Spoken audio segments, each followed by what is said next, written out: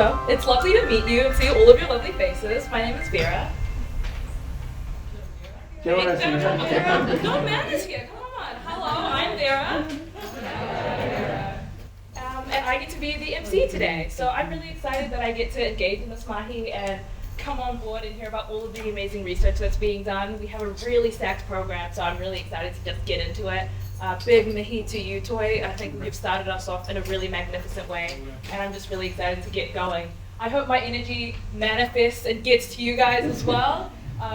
I'm just so pumped. This has been the first big thing since some of our calamities have happened, so I'm really excited that we all get to be in this room together. So, the details, let's chat. So, today's symposium, we're going to be discussing the research that's going to support us to better understand the young people and make a difference in their lives. So, a bit of overview about the symposium. In 2013, the Graham Dingle Foundation built this on the success of research meetings with the annual research symposium in partnership with the academics from the University of Auckland. The symposium has taken a lot of different forms over the years. It has been with a lot of different other people, different partnerships like with Ara Taioki, but the main aim has been to build a supportive child and youth development research community, extending the understanding of how youth development programs and knowledge can really support New Zealand's young people and youth. So really exciting that we get to all contribute to this mahi today. Everyone gets the opportunity to engage with one another informally, but also just to take a bit of learning away from all the different research presentations that we have today. The theme for this year's symposium is youth engagement, which is one of my favorite things. Creating a space for the voices of young people and supporting their active engagement in what matters and what affects them. So really exciting. Young people in Aotearoa desire social change. Tick, I can definitely attest to that. And that so many are eager to contribute but unaware of the methods on how to do so, or feel unsupported to do so. So looking past, the COVID-19 pandemics, the things that are happening in the world currently, and the fact that we've had a 2-year hiatus of the symposium, really, a magnificent opportunity that we have today to come together and fill in those blanks of how we can support young people. So we're looking at the partnership between us as well as the University of Auckland School of Counselling, Human Services, Social Work, and Aha Taioki, bringing everyone here today in the field of youth work, youth development, to discuss research findings, best practice principles, and facilitate amazing conversations. As you see, I'm so keen that I've got to introduce myself a little bit better. So, I'm Vera, I'm 23, I'm a Libra. I work a lot in the youth engagement space, so much that I'm slowly edging out of the youth category. I will basically do anything to do with getting young people heard. So whether that's working with Auckland Council, Amnesty International, World Vision, wherever they are, that's where I am. So my energy, that's why. This is one of my greatest passions, so I'm really excited for today and that we get the chance to all chat. Huge thank you to the Ministry of Youth Development for supporting the event and the fact that, everyone has come together that we can facilitate a really impactful and meaningful day. Okay, housekeeping, most important stuff. So, out the door to your right, we have the kitchen and we have the bathroom. Out the door to your left, all the way at the end of the corridor is one of our emergency exits. Emergency exits are where? Left at the end of the? Oh, all right. I will assume the energy will get up the rest of the day. We have 7 presentations today. We have 4 morning presentations and then 3 in the afternoon. We have a lunch in the midday in the kitchen area. We will also be having a Q&A session at the end of each presentation block. So we're going to have the 4 presentations, and then we'll have the Q&A, then the last 3, and then a Q&A session. So you've got to save your questions till after all of the presentations of the block are done. This is also recorded, so make sure that you have your big smiles on. I'm kidding, only I will be recorded in the presentation of the speakers. So that will be made available after the conference as well. So be sure to ask if you are itching to see some of those presentations after or to share them with your networks. Sweet. So I guess I'll pass the raka on to Julie to do another bit of a welcome. I'll make this really brief because Vera's said everything basically that I can have to say, but it's really great to be here again. I can't believe that when I said goodbye to everyone in 2019 that it would be 2023 before we were able to welcome you here again. And the fact that you've come here today, despite, I mean, it's only the middle of February, and what have we had to cope with, you know, and on top of COVID in between, it's just really wonderful to see you all. And it's so nice to be here in person and to be able to actually talk to real people again. Really special welcome. I feel really privileged that you've all come here today, and I hope you'll have a wonderful day. We've got some great speakers coming up. Not mine at the end, some great speakers coming up in between. So I'm really looking forward to hearing what everyone's got to say. I was told to say welcome for 2 minutes, but I'm going to run out of things to say really quick. So I'm going to keep it short and let the speakers start. So I'm going to leave you in the safe hands of Vera for the rest of it. So no rewa, tēnā koutou, tēnā koutou, tēnā koutou katoa. For this morning's presentations, we are kicking off with Shelley Scarlett, Michaela Latimer, Carla Sanders, Abby Golden, and Dr. Natasha Urali Baker. So our first speaker is Shelley Scarlett, who will be talking about the effectiveness of relational training on teachers and students that they support in Aotearoa. Kia ora koutou. Ko Shelley toku ingoa no Waitakere aho. Ko te kura āwhina ora o te raki toku kura. Ko Scarlett toku ingoa whānau. Nō reira, tēnā koutou, tēnā koutou, tēnā koutou katoa. Kia ora, I'm Shelley Scarlett. I'm a teacher at Northern Health School, and I hail from the wild west of Tamaki Makaurau, where it has been an intense week. My little part of it, there have been lots of landslips, and we still don't have power, like many of you I've spoken to this morning.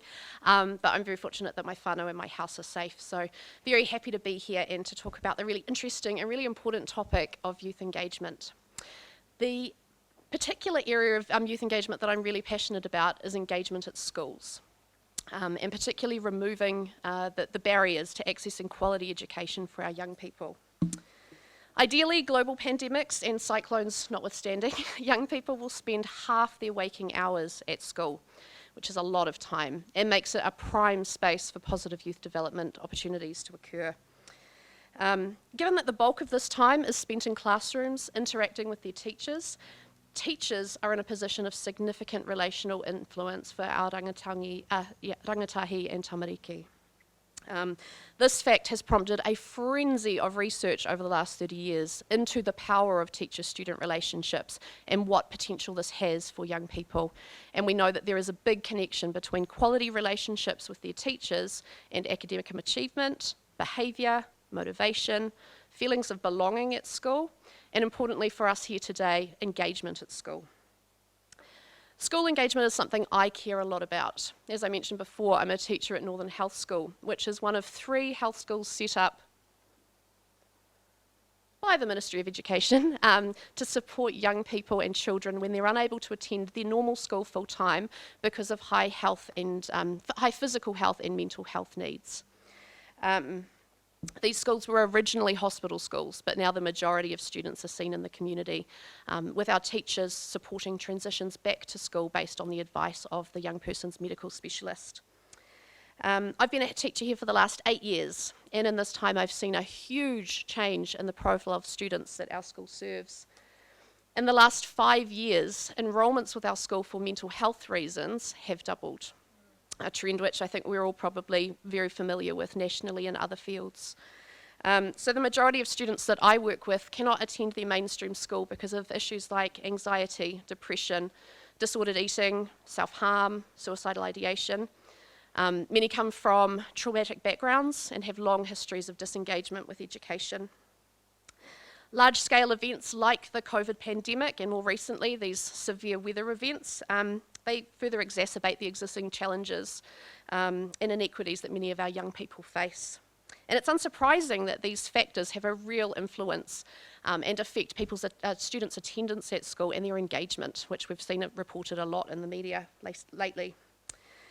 However, despite these challenges, many that are facing so many of our young people and their whānau, when we think about engagement at school, relationships with adults at school are a significant factor that make or break a student's resilience and their desire to engage at school. What I've observed in my time at NHS is that going in and out of dozens of schools and classrooms is that there is a range of relational approaches operating across our schools, and that these really do matter in terms of how our young people feel about going back to them and engaging with their education.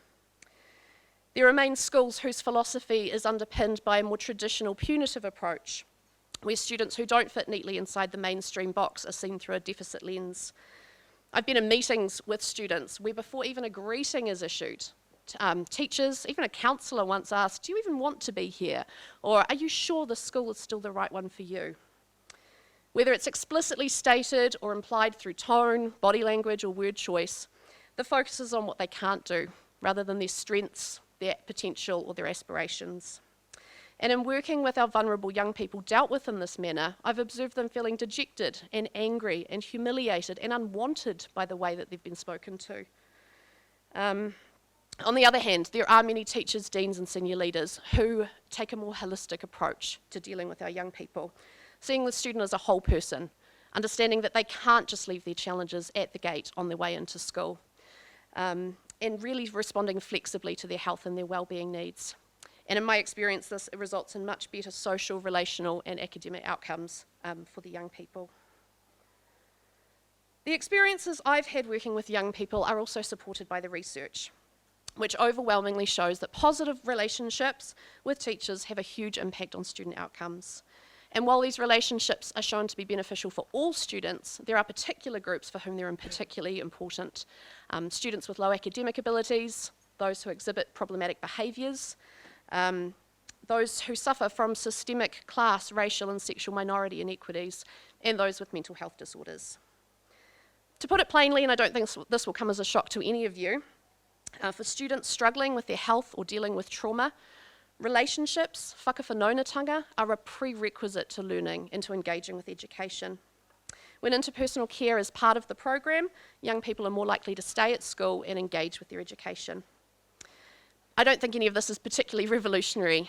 Most of us have some sense of the importance of these relationships. But the question I'm interested in is, how do we make these relationships? Because although it can seem like a really simple and natural thing to do, in practice it can be a little bit more challenging. Young people with complex trauma or mental health struggles may not always present in ways that make it inviting or easy for teachers to forge these connections. In my experience, students can present as mistrusting, aggressive, bored, afraid, and they will resist initial attempts at trying to forge a connection, which can make it really easy to write them off thinking, well, they're not interested, so why should I be? And I like this image because I think it sums up why exactly. These behaviours, these coping adaptations are designed to make them feel safe. And so we need to look past the behaviours for what they really are and get to know the goldfish underneath the shark costume. So again, I come back to, how do we get teachers to build these relationships that we know help young people stay engaged in education? We know that positive relationships are built on things like mutual empathy, respect, warmth, and acceptance. We also know that important skills for teachers to have are things like being able to read body language, being able to respond flexibly depending on the situation in the moment, and being able to model good self-regulation. But how do we teach these to teachers who want to enhance their relational skills? And that is what I've been researching for the past 3 years. I began a Masters of Education in the fated year of 2020, and one of the courses I took was practical and involved mentoring 13 to 15-year-olds who had been suspended or expelled from their schools. As part of this course, we were taught different strategies about how to engage with these young people, and a concept that caught my attention and I found really interesting was attunement. You might think of attunement as being like in tune with someone, and it is about that level of genuine connectedness without judgment. There have been lots of studies into attunement in fields like social work and counselling, youth mentoring, and even the judicial system, but none were in education. And those studies show that when the practitioner is trained in attunement, relationships often improve, conflict reduces, behaviour changes, and there's also reduced professional burnout for the practitioner. One study showed physical changes in the brain when a person feels attuned to or validated or accepted, and it was described as the neuroception of safety. And so I learned about attunement, and I saw that this style of interacting and communicating worked for these extremely vulnerable young people. Like, it really worked. They became more engaged, their behaviours began changing, and they developed or began developing really quality relationships with the university student mentors.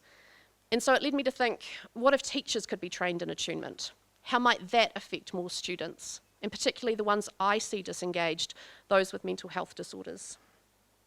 So over the last 2 years, my school, Northern Health School, has participated in a research project offering attunement training to teachers. And it's called FAN training, Facilitating Attuned Interactions.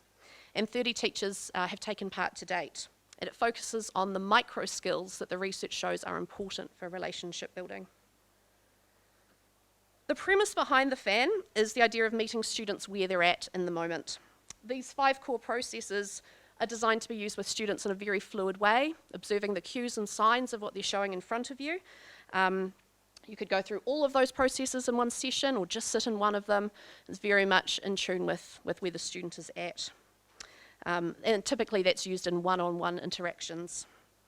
A lot is covered in the training, as you might expect, but I thought I'd just go through briefly these 5 processes so you can get a sense of what the training and the skills that the teachers were learning was about, and then go into the research itself.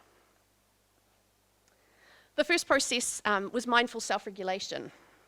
Much of the research suggests, and many of you probably know this for yourselves, that in working to support vulnerable young people, we often have powerful emotions in ourselves.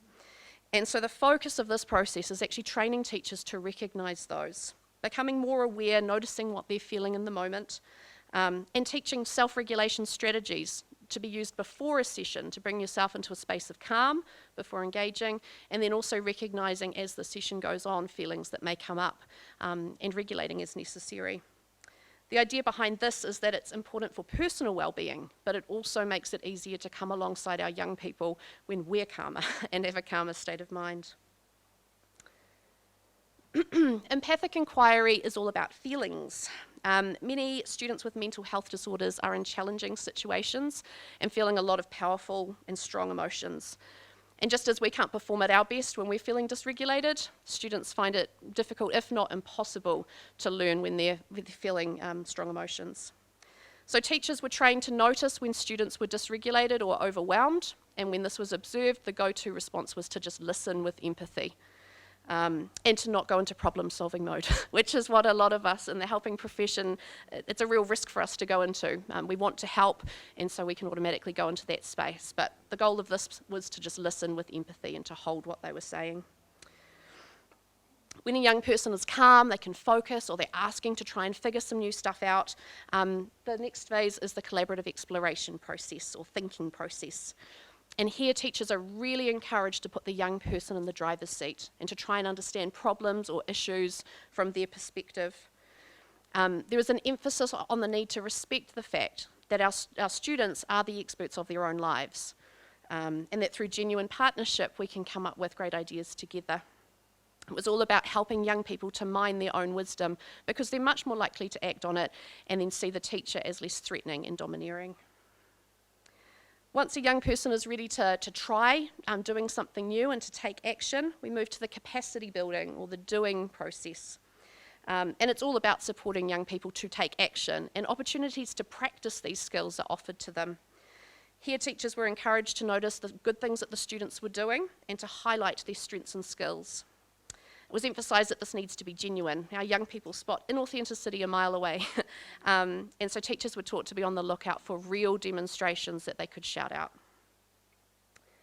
And finally, integration, which is kind of like a reflection stage. It's what helps to deepen the learning and embed the growth. It often happens during that doing stage as we observe changes and we talk to the students about it while it's happening. It's those aha moments that we call out and talk about change. So those core processes formed the bulk of the training that the teachers at my school received. They did an initial one-day training, and then they met with their trainer once a month for the next 4 months, and with small groups of colleagues to reflect on their practice, to troubleshoot problems, and to further their learning. Teachers who participated in the training also agreed to be part of the research project, and they completed mixed method questionnaires before, during and after the training, so we could evaluate the effects of the training on their attunement skills. And the findings show a statistically significant increase in their attunement scores with a moderate effect size following the training. suggesting that teachers perceive an increase in their attunement skills, their ability to attune to their students, and they found it very valuable professional learning. As part of the research, teachers were also asked to reflect on their practice and their relationships with students following the learning, and following the training. And it was interesting to see a few key themes emerge from this. Firstly, teachers observed shifts in their practice and understanding of their role and how they relate to young people. Their views on what makes for a quality relationship actually changed following the training. You can see here they were asked what factors contribute to a positive relationship. The answer before and the answer after shows some growth and development in how they perceive quality relationships. Others spoke about being more reflective, being more prepared to recognise their own errors and apologise to students, create safe spaces for discussion, and allowing young people to come in as they are without judgment or agenda. The second big theme that stood out for me from the research was how valuable the mindful self-regulation part was for teachers. And I found this really interesting because in my experience, self-regulation and strategies to talk about our own emotional awareness is not something that was taught in training college. It's not really something that's talked about in schools. When I trained to be a teacher, the focus was on the behaviour of the students and how we manage that. There was nothing about what was going on inside for us during times of stress and frustration.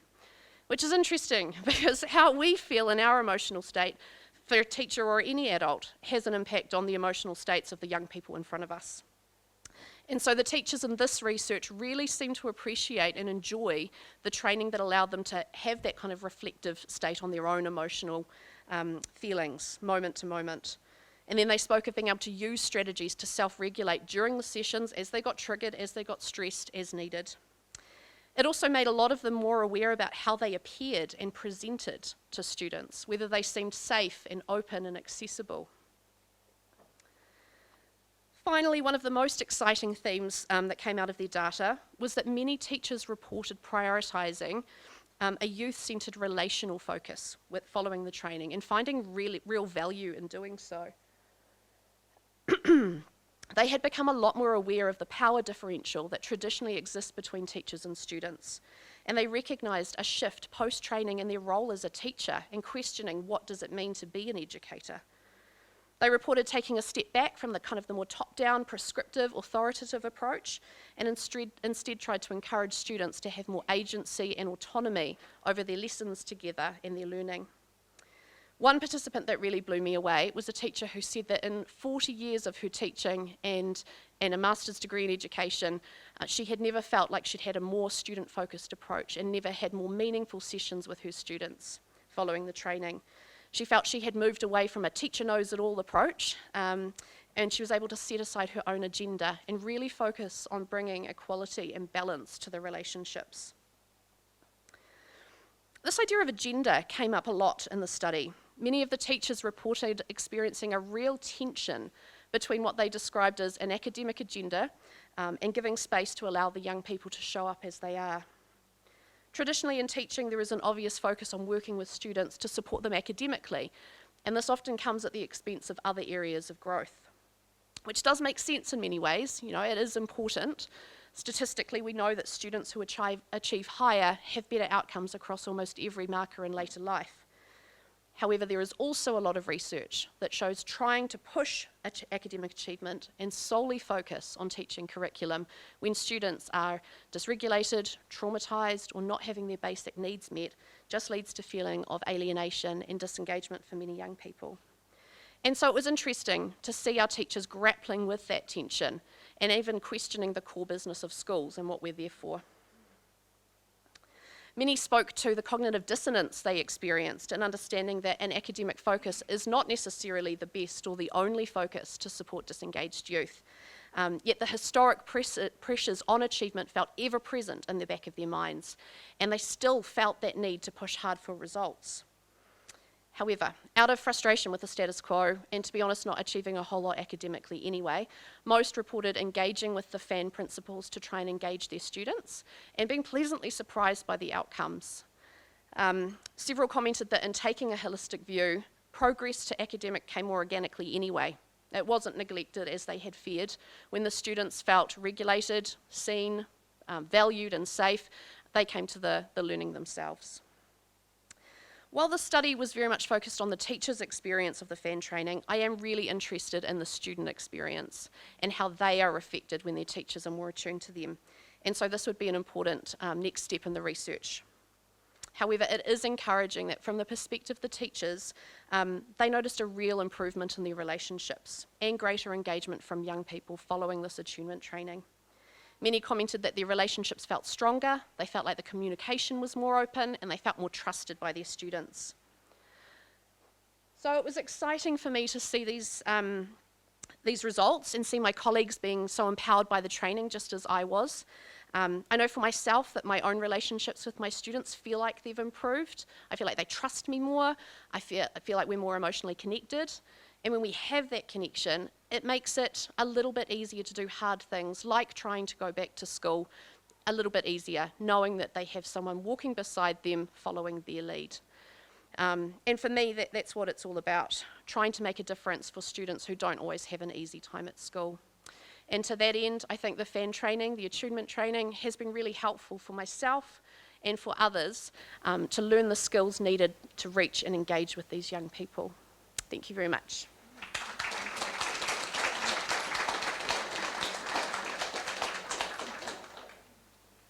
Amazing. Thank you so much for your presentation. Our next speaker is Michaela Latimer, who will share learnings and insights gathered on leading positive youth development academics, practitioners, organizations, and schools during her Winston Churchill Fellowship journey. Kia ora koutou. Kua hui mai nei ki tēnei wānanga, ki te kōrero, ki te ako, ki te whakawhanaunga, i te kaupapa o te rā. I know we need to focus on this important kaupapa today, but I want to acknowledge my thoughts are distractedly with those also impacted by this week's devastating weather. Ko waio, I ahu mai o ku tipuna I Tinemaka I Ingarangi I Airana hoki, ko storm cloud te waka, ka tau mai ki Aotearoa ki te taipotini, ki Tokomaru hoki. I tipu aki ahau I te whanganui atara, ka noho ahau I raro I te maru o karioi maunga, I taha o te moana o whaingaroa. Ki te taha o tōku papa ko Latimer te whānau, ki te taha o tōku mama ko Morgan te whānau, ki te taha o tōku tāne ko Robinson te whānau, ko Michaela Morgan Robinson Latimer ahau. It's a privilege to be speaking here at today's symposium. I spent 3 years working with the Graham Dingle Foundation Waikato and absolutely loved working alongside rangatahi in their programs. And it's this work that motivated my application to a Winston Churchill Fellowship. These fellowships were founded in the memory of Sir Winston Churchill. I've got a photo of me melting in the London heatwave last July. And they aim to provide New Zealanders with the opportunity to travel and study internationally, and the aim is for fellows to return home armed with new knowledge, skills, networks and inspiration, and for this to be shared within their circles, sector and communities for the benefit of Aotearoa New Zealand. And if you haven't heard of them, they do applications are open soon and they close in July, so I feel like there could be a bunch of people here that could do some more amazing research in this space. The fellowship supported my travel to the United States and the UK to connect with organisations involved in positive youth development. My intention was to deepen my understanding of PYD, observe programs in practice, explore frameworks that may be further adapted and applied in Aotearoa, and most importantly, learn how to grow engagement with young people to encourage their to empower their contribution. This was a broad intention, and as such, I designed my itinerary to connect with more than 20 organisations who play key roles across the PYD ecosystem. I met dozens of people and young people and visited places like the Brotherhood Sister Soul in Harlem, New York, who are leading the way on frameworks for marginalised communities. I visited schools in Boston who are applying expeditionary learning principles. I spent time in Scotland with a youth and philanthropy initiative involving young people in funding decisions, as well as many others who are advocating for the sector, reallocating resources, or trying to push that system differently. I was motivated by the power of young people finding the solutions to the problems they're closest to. My hope for this presentation is to share a handful of my learnings and insights.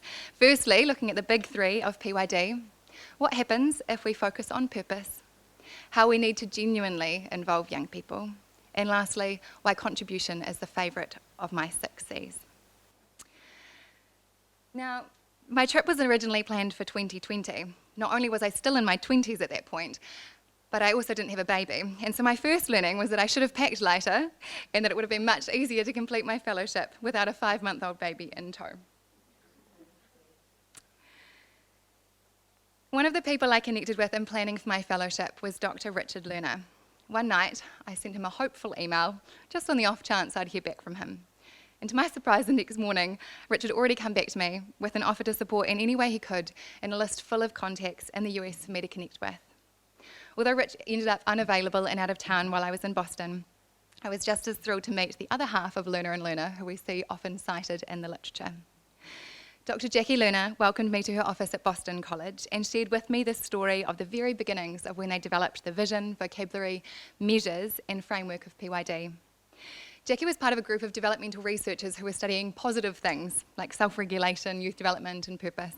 And together they packaged this meta-model of relational systems theory, that when you line up individual strengths, wrap it around a supportive context, and positive youth development should emerge.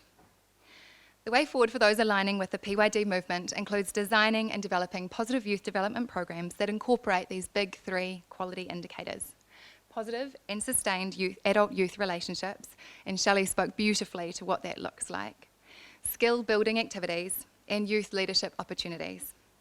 Jackie highlighted there's no cookie-cutter approach to PYD, and I've really sat with that in this tension of how do we scale and do so much more, but also need to be so locally and contextually responsive.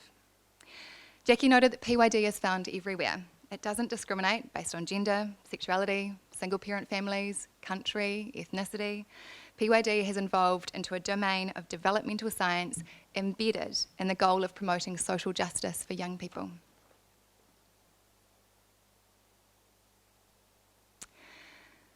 I can already see some consistent themes are going to be woven through today, because this question asks what Shelley was talking about as well. Imagine if the purpose of education was to develop your purpose. In other words, what could happen if we taught young people how to create lives of meaning, not just a curriculum? I met Dr. Heather Marlin, the Director of Research at the Centre on Adolescence at Stanford University, and this is exactly what she was advocating for. I only had a couple of hours with her, which was not nearly enough to spend on such an inspiring topic, but thankfully she'd written a book that I could dive into as well. Heather's part of leading researcher Dr. Bill Damon's team, who define purpose as a higher order goal that is general and driving. The goal is stable and projected into the future, and it's motivated by a desire to be of consequence in the world. Heather eloquently summarises that students become more engaged in their learning because it's relevant and active. They develop social awareness, autonomy, and agency that they can apply in both the classroom and life. They can connect what they're learning to a broader and more meaningful future aspiration. Teachers can support purpose when they themselves are purposeful. This is a power shift in the classroom so that they can focus classroom activities on what matters, convey a sense of purpose in learning activities, and be role models of purpose for their students. And though this is an emerging area of study, the research suggests that teaching for purpose may contribute to better academic motivation, engagement, and performance.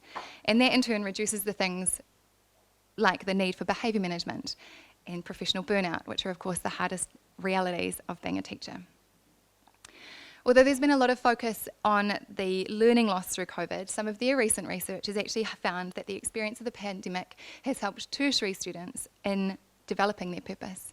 And I drew a parallel to that in my time at the University of Canterbury when earthquakes shook the last 2 years of my degree. But my learning and the development of my purpose in working alongside community was cemented by the collective efforts of students volunteering and responding to this event. And let's hope that these are the silver linings we can find in response to Cyclone Gabrielle. One of the essential parts of applying the Big Three is the genuine involvement of young people in design development, and most importantly, decisions. Involving young people with lived experience is even more crucial. Our sector is more aware than ever that this is not only the right thing to do, but it will make our programs and activities more relevant and impactful. Another highlight of my fellowship was meeting with Charlotte Lamb, who's Principal for Involvement and Decision Making at New Philanthropy Capital, NPC, in London.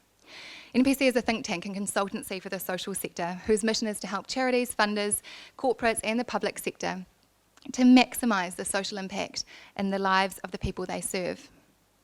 Charlotte's current focus is on genuinely embedding lived experience across all levels of an organisation. I quote her, "If you're working in the space of young people, you should have young people working in your space."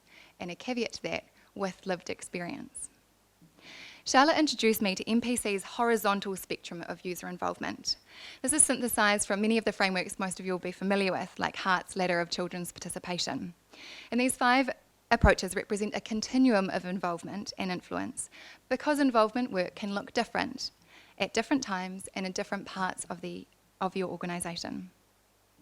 These include research, which most of us use this approach, asking people with lived experience to share their views. It's often in the form of surveys, and the information tends to flow one way. Consultation and feedback is another common approach, conducting user testing on gathering feedback on a program, and then making changes based on those findings.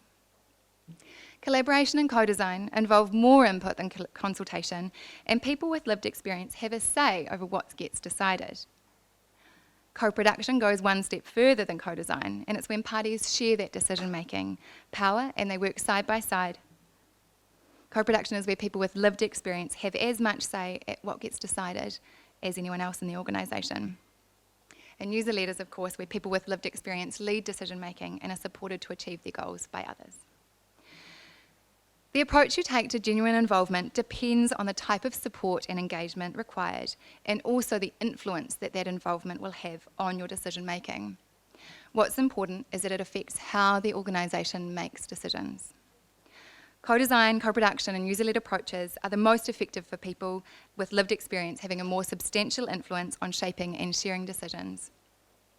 And inviting young people to the same events and tables as adults isn't necessarily the right space for them. So considerations include accessibility and logistics, and things like stipends for youth involvement, which reinforce, reimburse, recognise and compensate participation so that that can make the young person's involvement more sustainable. Engaging with young people and learning from young people are 2 different things. Genuine involvement requires a rebalance of decision-making power. And it's exciting to see this changing in our sector. However, although organisations may understand value and genuinely want to involve young people, there is still a disconnect, and this is particularly pronounced at the governance level of charities. Now, I'm not so great, maths is not my language that I speak, but I reckon there's about maybe 100 people in the room at the moment. So I'm going to ask you all collectively to ear to, and probably have a stretch because everyone's been sitting for a while now, so if everyone can stand up and have a bit of a stretch and a wriggle. And if we envisage that this is 100 people, I want you to imagine that you're 1%, so you're a 1% statistic. And I'm going to ask this front row of 3 people, this row of 2 people, and yourself please, if there's 6 of you can please sit down. Now remembering that you're all 1%, this is the current picture of people who are over the age of 30 who sit on boards of charities in the UK. You are all over 30. Now if you can all sit down, and if I can ask those who are seated just to stand back up again. You are under 30.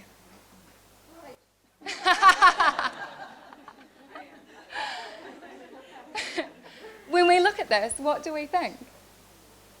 It's crazy, right? I like that word. I won't repeat it up here on the microphone though. You can sit down, thank you so much. Vera mentioned before that she was 23. And those years they're slipping away, and it's funny being in this now youth adjacent, they call us over 30, great. So this statistic comes from the Young Trustees movement, which is tackling the issue that in the UK less than 3% of people on boards are under 30. While their focus is on age, young people are obviously not just part of one demographic, so their campaign is part of a wider call for board diversity.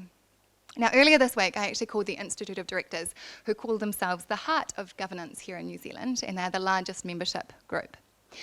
I said, hey, I can't find anything about young people on board statistics in Aotearoa, New Zealand. Have you got anything? And they were like, we'll get back to you. And I was like, okay, great.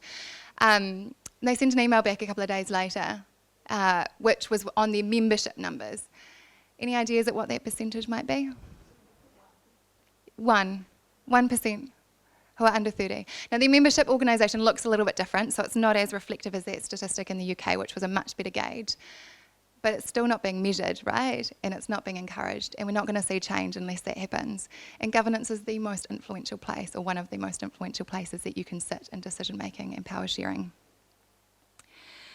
Charlotte shared an example of an organisation that she's worked alongside called LEAP, Confronting Conflict. They're a charity who give young people the skills to confront conflict in their lives. LEAP has made one of its strategic priorities to build a culture of co-production, including its governance structure. And they've implemented a scheme for their board, which includes several younger trustees who have all been part of LEAP programs. And those young trustees are paired with more experienced older trustees as their mentors in a Tēnā Tuakana mentoring model.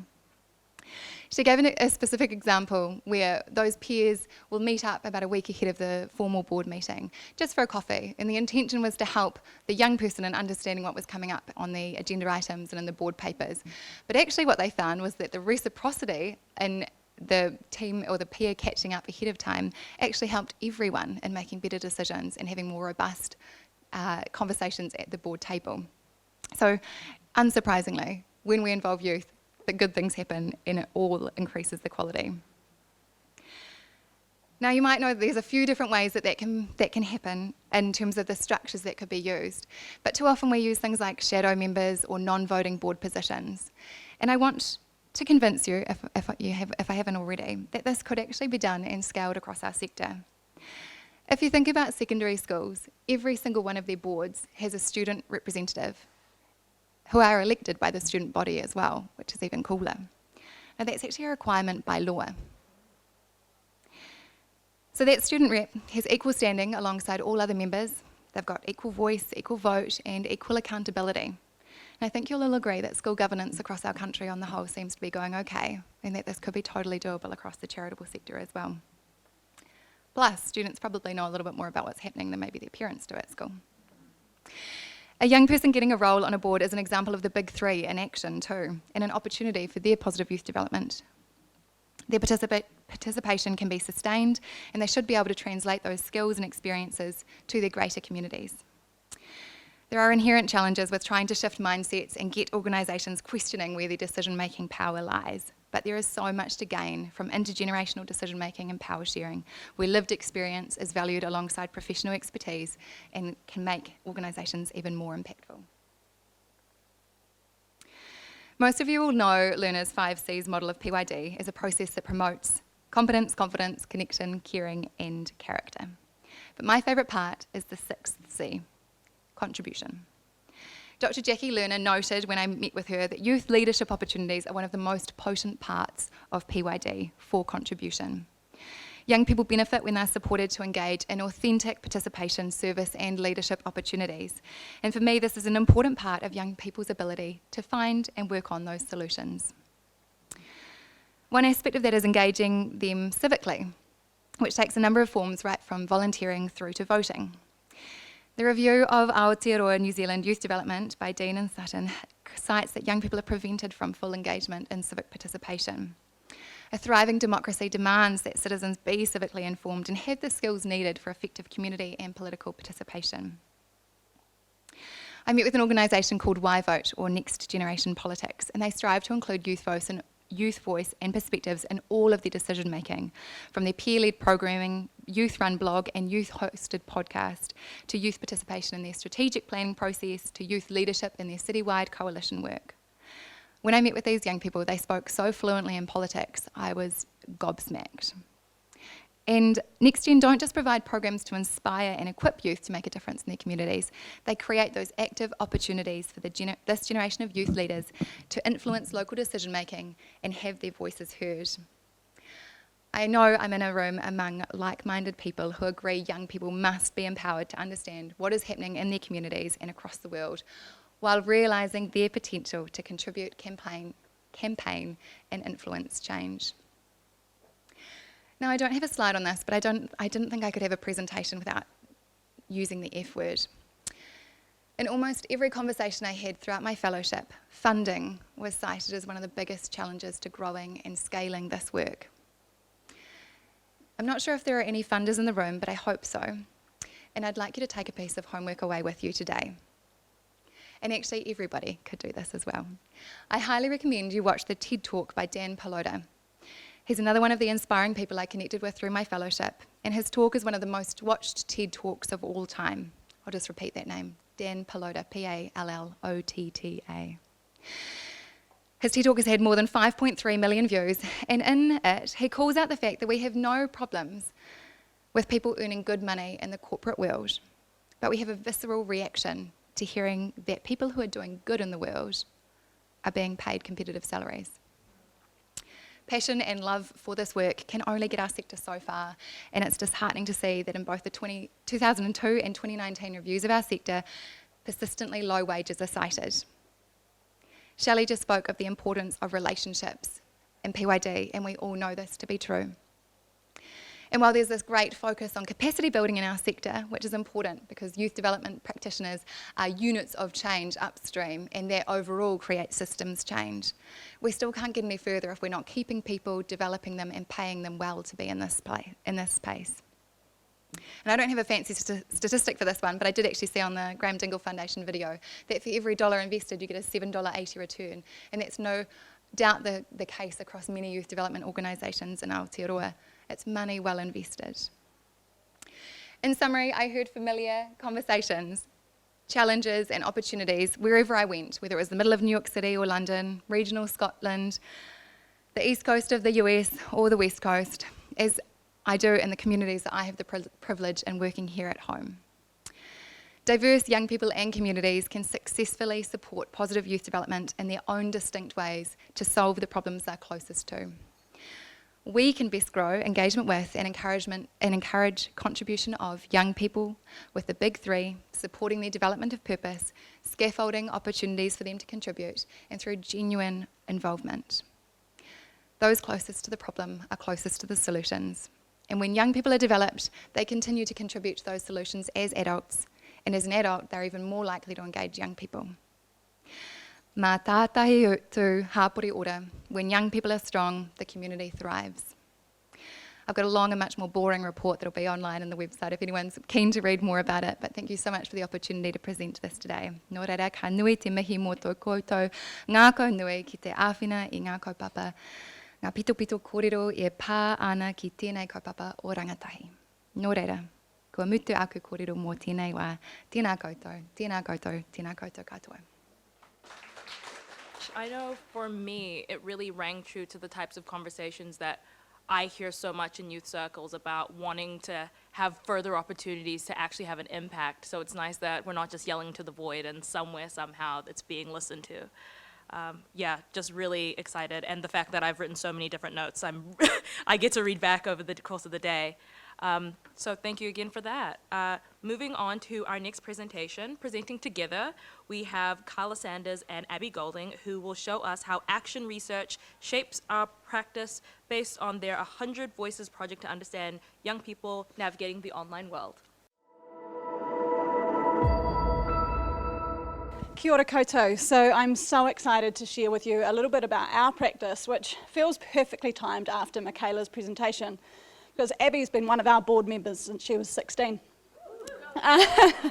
And our board has the rules apply that we must have 50% of our board being between the ages of 16, 20 and 24, and always have. So it's something incredibly close to my heart and why I'm very pleased to be Abby's sidekick to present today and to share a little bit more about our work. If it's about us without us, it's not for us. So this quote's from the Polish Constitution of 1505, and it fully embodies everything that we are about at Sticks and Stones, New Zealand's multi-award-winning youth-led bullying prevention organisation. At Sticks and Stones, we believe that the most effective way to change the culture around bullying is to involve young people, put them at the heart of all decision-making, planning, co-design and delivery. Our youth-led model is key to engaging youth in a relevant, relatable and authentic approach.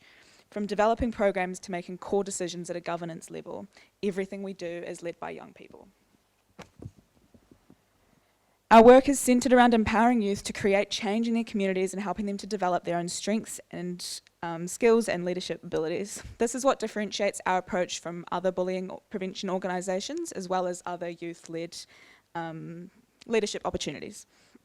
The young people at Sticks and Stones are not only our future, but they shape our now. To ensure an authentically youth-led approach, co-designed and participative action research is at the core of what we do, and it sets the foundation of our practice. Today we will share how we work with tamariki and rangatahi around New Zealand to understand their experiences and their norms, attitudes and behaviour that develop as a result. That's me, sorry. Kia ora, I'm Abby. So I've been involved in Sticks and Stones since I was 14. I'm now 21 and I work as a registered nurse in Dunedin Hospital's ICU. I'm still very much involved in Sticks and Stones.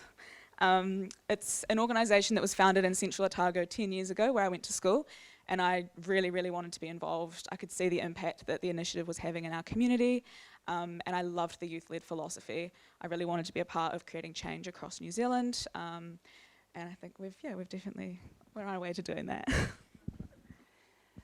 Kia ora, I'm not 21, but I have the absolute privilege of being one of the co-founders of Sticks and Stones back in 2013 with 30 incredible teens from 5 different schools, and I cannot begin to tell you how much I've learned in that time. I now expect every meeting I'm involved with to involve honesty, integrity and truth, and that doesn't happen with grown-ups, and it always happens with young people. What we do is something that I believe is not as hard as people make out, and I also think the barriers and obstacles that are presented are long gone. And so we really want to share a little bit more about our mahi with you today. Now, I am most definitely not a public speaker, and you wouldn't have caught me dead standing up here in front of you all a few years ago. But over the last 10 years, I've been the young person who's taken part in surveys, and I've sat in rooms with focus groups.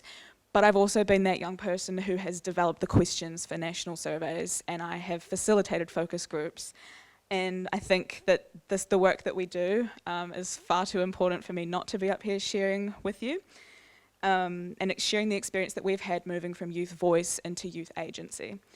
Young people have a lived experience which offers something that's so crucial to any organisation that wants to create positive change for young people, especially in the constantly evolving social climate that we have today. So, like a lot of youth organisations, our first foray into action research was a survey.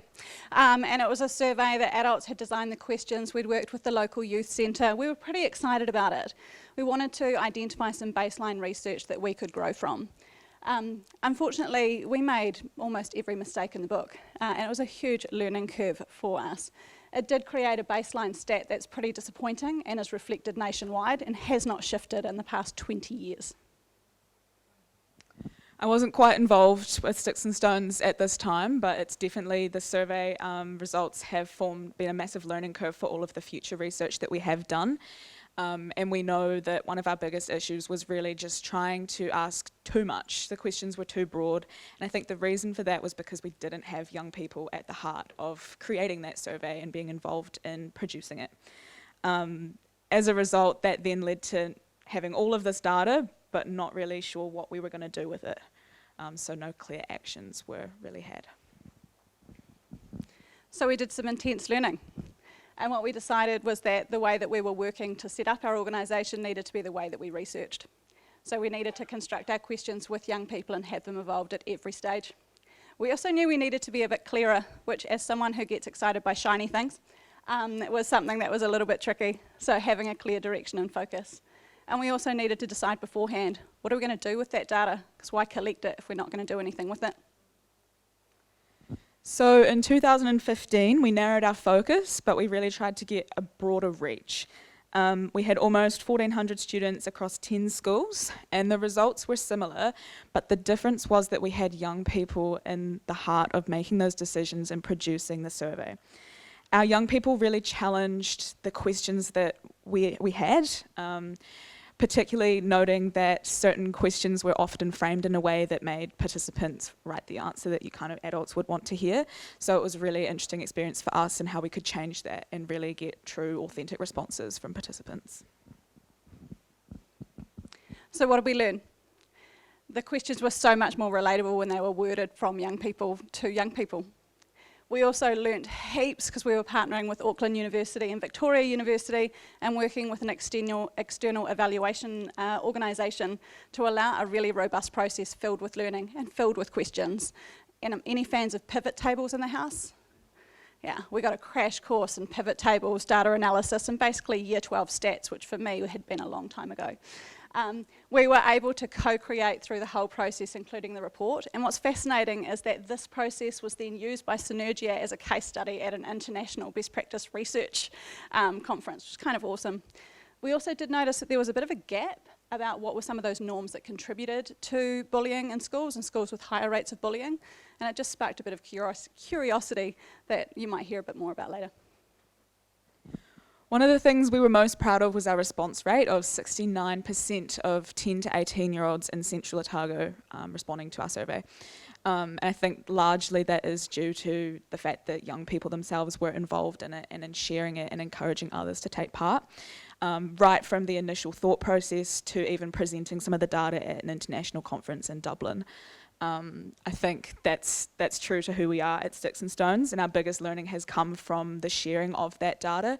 And it's really important to us that our data can be used not only for our own practice, but also to support others with theirs too. So if you are wanting to have a look, the link's there, the slides will all be available later, so yeah. So what did we decide? Well, we decided to take a bit of a break from action research and we decided to take a different tact. So in 2017, we continued our partnership with Auckland University and some incredible researchers there who were looking into image-based abuse. We also decided that young people could lead focus groups that would contribute to the research taking place at Auckland University, but also inform our practice, challenge some of the headlines we were reading about how many nudes were being sent around the space for young people. And so Abby will tell you a bit more about how that worked. So as Carla mentioned, after a few years of surveys, we decided that we wanted to delve a little bit deeper and really get those answers beyond what you can get from a generalised survey. So students in Central noticed that there was an increase in image-based abuse in their social circles in their schools. And so a group of young people from Sticks and Stones decided that they wanted to run some focus groups with year 11, 12 and 13 young boys to explore their thoughts and feelings around sharing nudes. These sessions were facilitated by other Sticks and Stones young people with support from Carla. And it meant that there was a perspective where young people were able to answer questions in their own words. The model allowed us to gain an insight and an understanding and have really open and honest discussions that just wouldn't have been possible without the input of those young people. Right, not just from creating the questions, but actually in facilitating the direction of those conversations themselves. The data was incredibly robust and students opened up about the reality of what was happening in their schools and how that differed from the assumptions made by educators. This then provided a bit of a challenge to educators as well about the need for having deeper conversations with young people and showing the importance to take the time to have those conversations and discover the views and perspectives and not just simply assuming that what we see in the media is the truth. It allowed us to see a willingness to really break down some of the stereotypes, misperceptions and negative norms that contribute to social issues. We know when you're talking to us to tick a box, and we know when you're truly listening to hear what we have to say. Something else that we picked up from the 2015 survey was a real reluctance in help-seeking behaviour. And of the young people that had experienced bullying in the previous year, almost half of them had not shared that experience with anyone. And for us, that was really, really something that we wanted to address. We also knew that the young people involved with Sticks and Stones were developing some incredible skills that they were supporting their peer groups with. But what about young people in other parts of the country that didn't have that experience and were trying to help their peers, but maybe didn't have the information or the experience to be able to do that? So a 17-year-old came up with a pretty awesome idea, and that became Icon. So our web tool Icon is a perfect example of what can be achieved when young people are holding those leadership positions and with the commitment to ensure that they're authentically and meaningfully involved at all stages of the production process. So Icon was planned, developed, designed and tested by teenagers across New Zealand to be a tool that is relatable, honest, practical and provides those strategies for when young people are experiencing online negativity.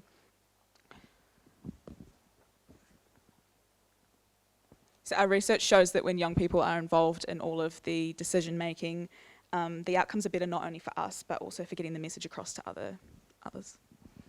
It's available through any web browser, which is a bit challenging if you're a grown-up and think everything should be an app. And what happens is you're able to go through a scenario base without having to enter your own information or any re-traumatisation of what you've been through. The other thing that's really awesome is that it's continually evolving. So Icon 2.0 is going to hit your screens this year, and we're in the midst of some intense recording of experiences from students. One thing we learned is we include audio stories and not video stories because they echo Malcolm Gladwell's early work, around the impression we make within a microsecond of whether or not I can trust what someone's saying based on what I see on a screen. All our stories in Icon are audio stories, and they have a really interesting perspective on things that happen, including when you sent a node and nothing bad happened. So in 2019, we went wider again. We had almost 1,500 students from 13 schools.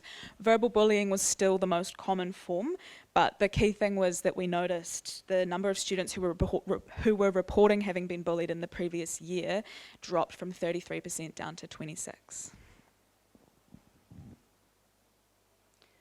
We also undertook some exploration of 18 different norms to try and find out whether some of the research we were reading that indicated the presence of norms led to higher rates of bullying in different environments. So the 18 norms we explored were based on the anecdotal experience of our young people and also some of the research that we'd been looking at emerging out of the US, the UK and Scandinavia. So as predicted, there was a misunderstanding between the idea of wanting to fit in and feeling like you belonged. This introduced huge social pressures, which really contribute to the bullying culture in schools. What was also awesome is we were able to take these findings and apply it in the work that we do with younger students in primary schools from year 3 to 8 to be able to really unpack the difference between fitting in and belonging, to undertake some really practical exercises to identify how they can understand the difference, how they can have strength in themselves to understand where they belong and where they might have to try and alter themselves. And this quote's from a 9-year-old. So 60% of young people talked about how it was really common to use words like gay to describe something negative in their schools. This then led to the partnership with Inside Out to develop some posters and just really spread that message that language like that is not okay. We also worked with Inside Out during this process, and I don't know if there's any other 80s kids in the space, but being able to have SPAC on a poster just made me so happy. Also being able to explore some Shakespearean insults and insults from around the world to think about how we can use language that more accurately represents something that is bad, rather than using language that makes people feel bad about who they are. This is me too. Another way that we use action research is directly with our youngest students. So students from year 5 to year 8 undertake action research in their own environments to understand the unique challenges, opportunities and barriers that exist that they can address through student action projects. So this is research undertaken by year 5 and 6 students in one of our schools, and they thought that students didn't really want to ask for help and didn't know how. So they wanted to ask a question about whether that was true, and then their data supported that. As a result, their action point was they created projects to promote and celebrate help-seeking behaviours, but also to practice it, and to move away from asking simply, I want help from a teacher, to what are the different ways I can get help from peers, what are the ways I can get help myself, work through different opportunities, how do I start a conversation? We had lots of really good practice at, do you have time to talk? And being able to identify that someone may want to help you, but may not have the time in that moment. And this was all led by year 5 and 6 students. In another school, students identified issues such as being labelled a snitch or a narc as being huge barriers to reaching out for help. Next slide. Unfortunately, we'd already identified this in our 2019 research, with 45% of people saying that their school was somewhere that they were made to feel bad for what their peers called narking. So this is a thing, so both pieces of data were used by year 7 and 8 students from a neighbouring school to develop this resource. So this is a snitching street resource that they created, and it was used in conjunction with workshops that they developed with some really cool practical activities and games to work with the young students next door.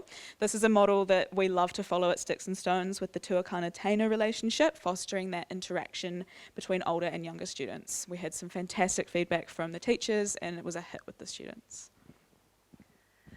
So this year we've got an even bigger and hairier audacious goal, and our goal is to undertake national research with at least 10,000 young people to identify where online harm and negativity are happening. For the past 10 years, we've consistently heard from social media giants, from government and from schools, that what we are hearing from young people isn't what their data tells them. We want to be able to challenge that, to identify where the negativity and harm are taking place, to be able to create a positive action plan with young people so that those spaces can be less toxic and more positive. We're already working with some incredible organisations as we kick this off, including Te Raudo, Vodafone Foundation, NetSafe, Digital Natives Academy out of Rotorua, Mana Rangatahi out of Otipoti, and also having some really great conversations with Internet New Zealand. If this sounds like something you want to be involved with, we'd love to hear from you. Something else that we're right in the midst of at the moment is our 99 Voices project. So last year we completed 99 one-on-one interviews with 10 to 18-year-olds. My favourite part about that is that having those one-on-one interviews really allows you to gather so much more of a broad range of context and stories in the data. So we're in the process now of breaking down some of that data and doing a bit of a thematic analysis, and we're really excited to see how that can influence the work in the digital wellbeing space. One of the team wanted us to get to 100, but I thought I could kind of reframe the lyrics of that song into something that maybe was a bit more positive. So if you haven't checked us out already, or you don't know who we are, we'd love it if you checked us out online, check us out on social media, and shameless plug, if you haven't seen One Good Kiwi this month, we're one of the youth organisations featured, which allows us to earn much needed cash for our research alongside some amazing organisations such as our friends at Inside Out. If you don't know about One Good Kiwi, come and chat to us at lunchtime, we'll tell you about it, and we won't even force you to put your tokens our way. If you do take anything away from this today, just do things with us, not for us. Think outside of the box and of what was always been done. It's time that we challenge the idea that valid research can only be completed in an academic institution. It can be a practical and inclusive activity which young people can and absolutely should be involved in.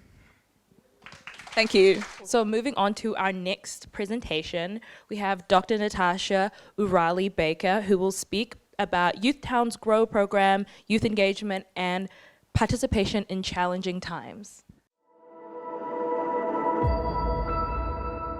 Kia ora everybody, mihi atu ki a koutou, tā alofa lava, mā lole soifua manuia.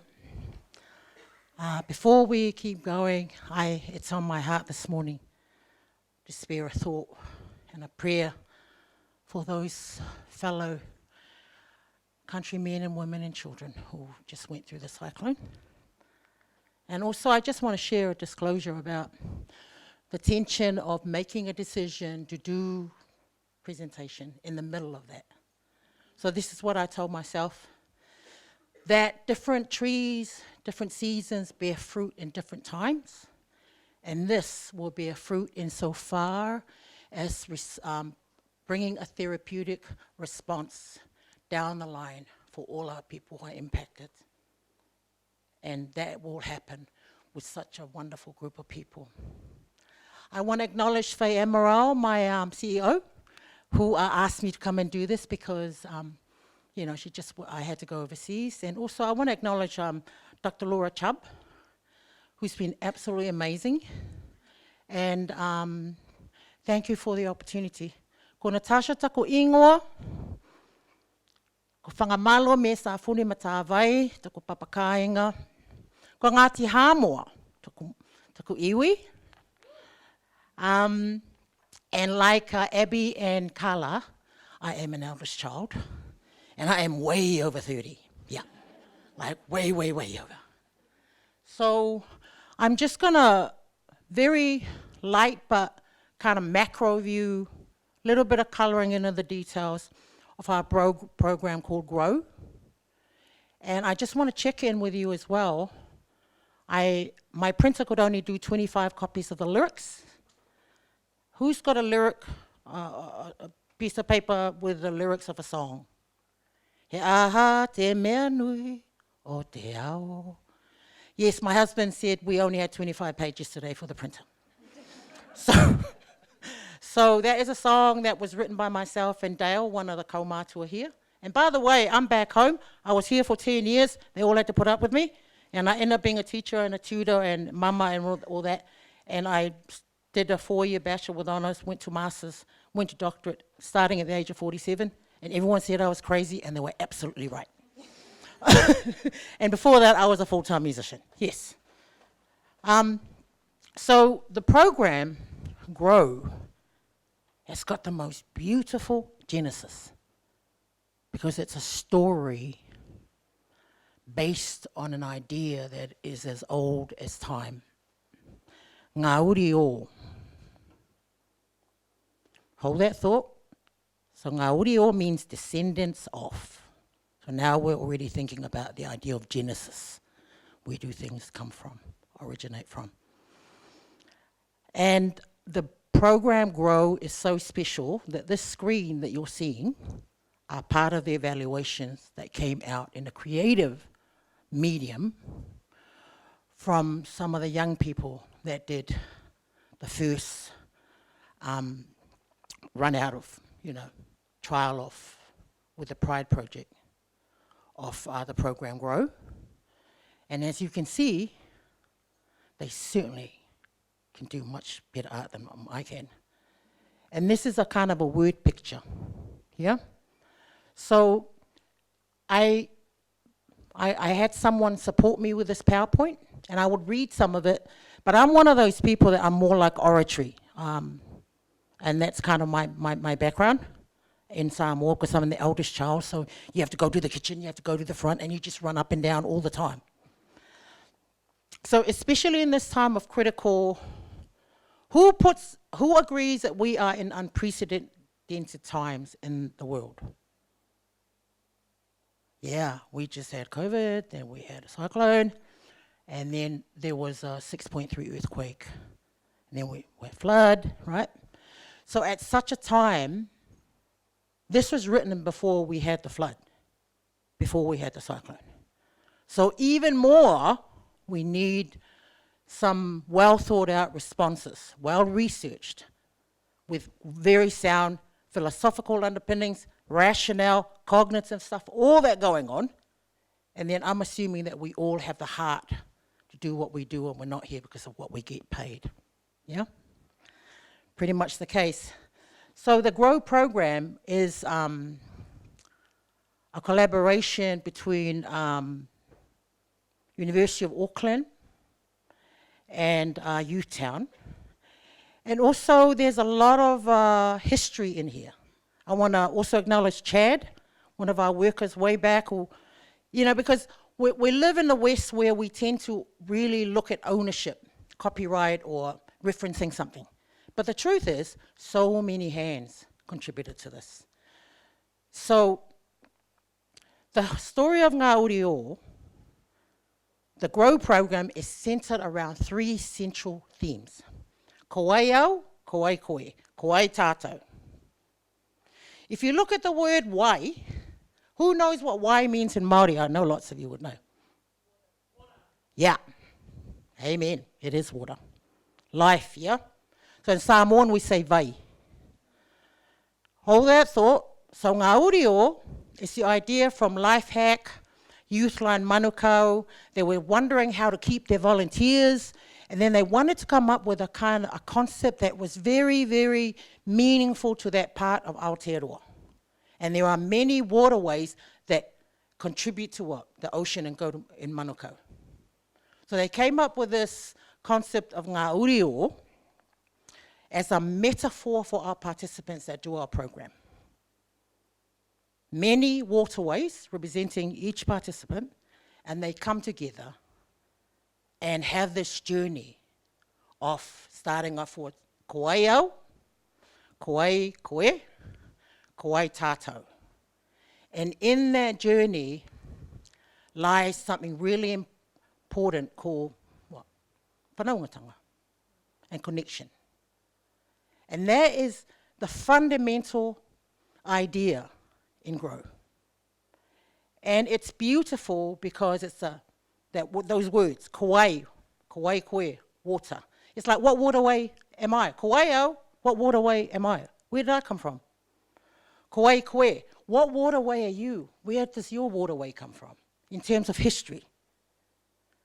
Ko ai tātou, what water or awa, river are we creating together? So for me, as someone whose first language is Samoan, I'm so in love with metaphors, I drive my lecturers crazy. They used to say, oh my gosh, Natasha, not another metaphor. But this is our library in indigenous cultures. Ole ngā ngana, ole mana. Language is mana.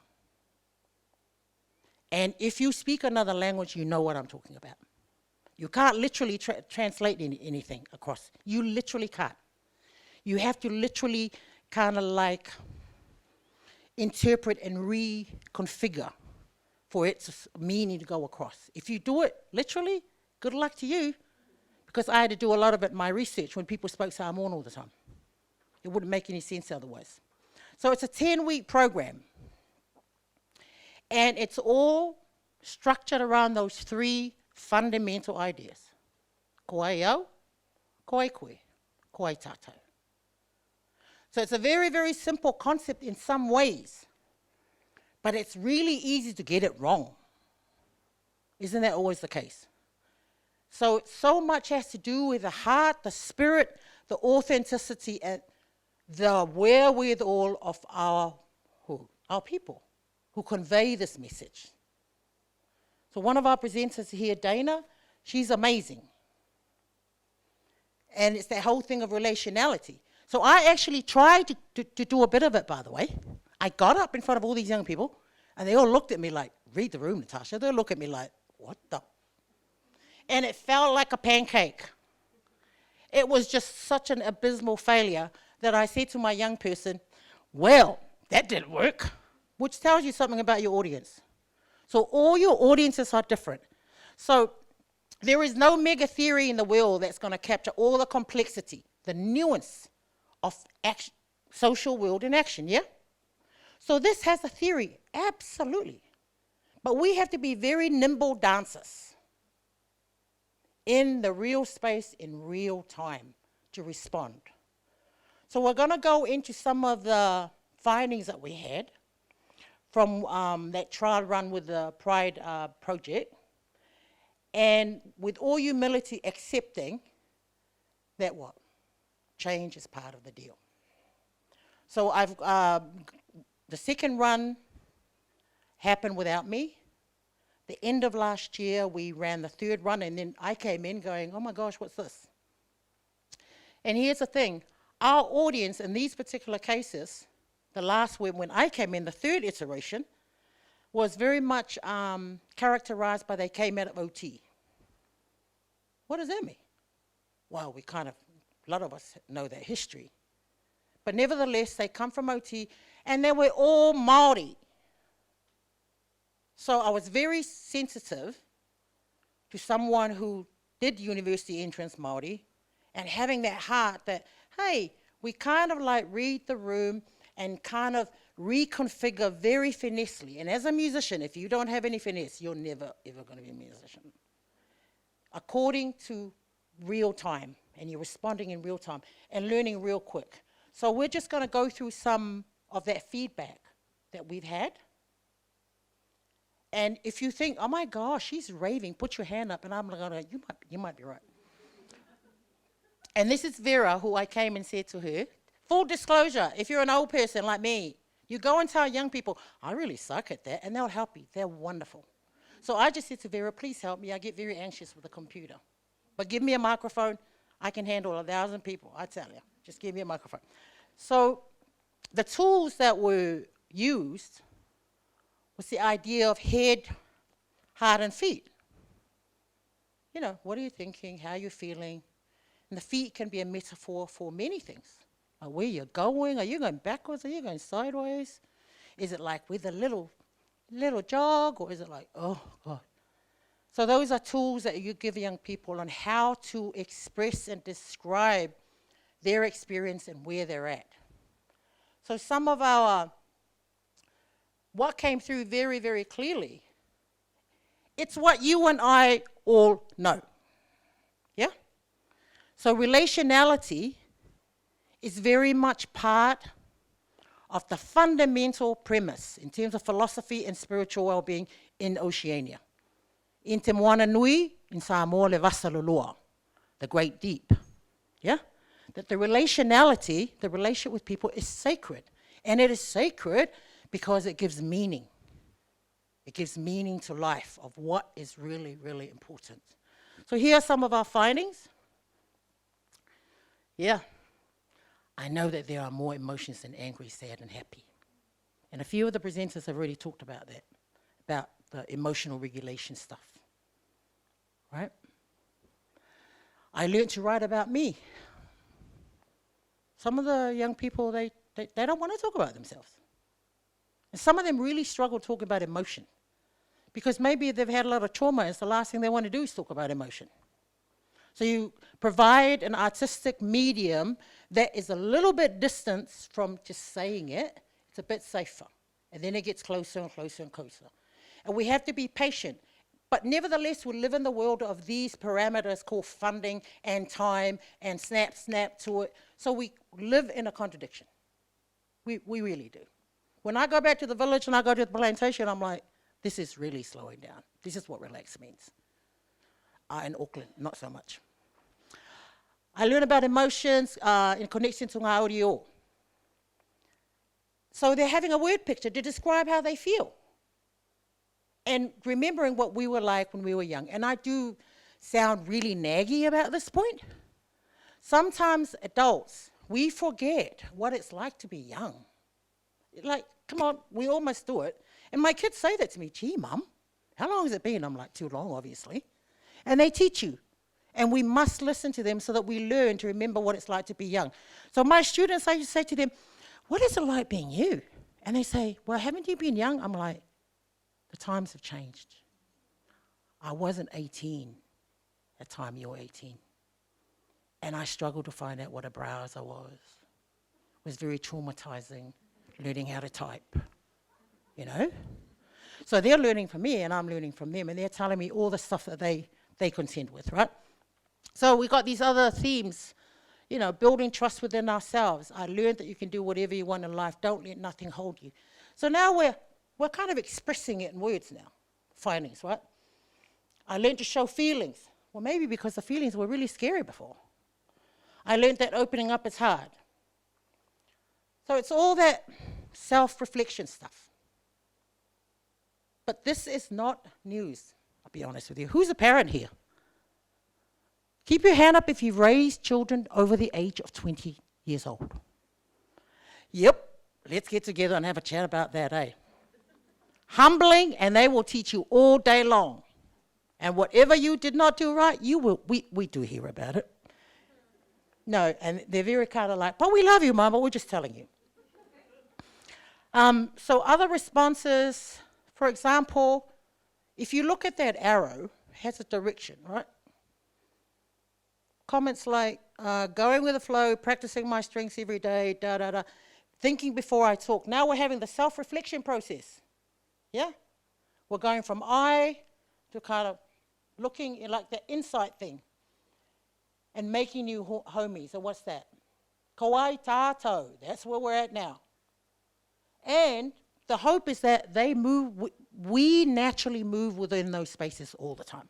We compartmentalize it for the sake of compartmentalization and simplification for our learning cognitively, but the reality is it's much more nuanced. Yes, please, Vera. Can you, next screen? See, that's why she's standing here, so I don't freak out. So our most recent rollout, very, very humbling, but really, really awesome. Because not all groups of young people are going to be the same. So what we're getting from that is they want more time for whanaungatanga, which is a real pain. I struggle with this. I really struggle with this. I mean, I spent 4 hours last night in bed with my daughter because, you know, she's a young person and she's having nightmares. She wants to sleep with Mum. Well, that's not a program. That's 4 hours and getting up and talking about it. And if you can't do it with your own children, how the heck are we going to do it for other young people? That's the reality of it. You know, because she's an actress and she's going through this theatre thing and I'm lying at 2 o'clock in the morning, she smacks me on the head and I'm going, oh gosh. So I'm talking about the authenticity of living in your life what we do in our work. I really don't, this whole thing of professionalizing the spaces is problematic. Yeah? It has to be integrated like a tapestry. It's woven into your spirit, what we do. And we are what we are and who we are wherever we are. That's what my dad used to say. We found out that those complex needs, I talk about the nuanced dance, the young people that we had over us, oh my gosh, they kept you honest, didn't they? Like impulse control, yeah? Focus, all those lovely stuff. But sometimes you've got to look at the victory as incremental. I think sometimes I'm guilty of wanting to change the world in a day, and it's like, grow up, Natasha. That's not the real world. But the movement was positive in the right direction, and that is, they were bonded, and guess what? They started calling me Nana. And I'm going, that's great. I thought maybe 5 years ago I would have had a problem with it. But that's about my ego more than anything else, right? So we had to read the room because things changed so much. And the dynamics that they brought with them, it was like no time was ever the same exactly. It is in that life. So humility is a huge part of it. Like you have a plan, but you know the plan is going to be adjusted. And here's another thing that was very, very critical, and that was bonding with our young person, Dana, bonding with the young person, Logan from OT, bonding with me. And here's something that I learned as a mentor, as a tutor or mama, grumpy auntie or whatever here at the School of Social Work. We had a team of 3 women, and they said to me, Natasha, well, how do you think we should go with it? I said, as a principal, if we are not loving, really bonded, genuinely as a team, they'll read it. They're like, oh yeah, whatever. And they can see it. They won't say anything, but they'll know. Because you and I knew when we were young, right? So you can't fake that stuff. So you have to truly love your colleague. You know, okay, they annoy you. But you're a team, right? And that's why we had success in that program. In other words, we're telling young people, learn to collaborate. Learn to ABs, it just goes on and on. Are we doing it as workers, as adults? And in the home, the first classroom, my mother's a teacher. She's something. And also we learned that we need deepening, meaningful supervision for young people who are in the coalface of delivering these programs. Because young people can relate to them. Like, I tried that, right? Didn't work. 60 years old, they're like, nah. And so we have young people for young people. But they need support, so much support. Just like my kids need support, right? So, I think that's our last slide, isn't it? So, this song, He Aha Te Mea Nui o Te Ao. I was trying to finish my master's, 2017. One afternoon, and I was just going really crazy. And when I write songs, they come like that or they don't come at all. And this is a song I wrote about that. And so if you can find your piece of paper, and the reason why I chose this song is because it's really that fundamental principle why we do what we do. What is the most important people in the world? What is the most important thing in the world? It is people. It is people. It is people. Because we are people. And the other is us. And the other that is us is the other person. Yeah? My dad used to say, wherever you go, there you are. And the other thing I want to share with you, when I started studying and I told him what I was going to do, he said, it's not the heart of a mountain, it's the heart of the climber who wants to climb the mountain. So hence why I went to school for 10 years when I was 47. And most people thought I was crazy. And finished with a PhD. Gonna start with the chorus. Is that too low for you? Is that too high? This one. Nice one. Thank you. Someone gave a clear response. Hallelujah. He aha te mea nui o te ao. Ki tangata, ki tangata, ki tangata.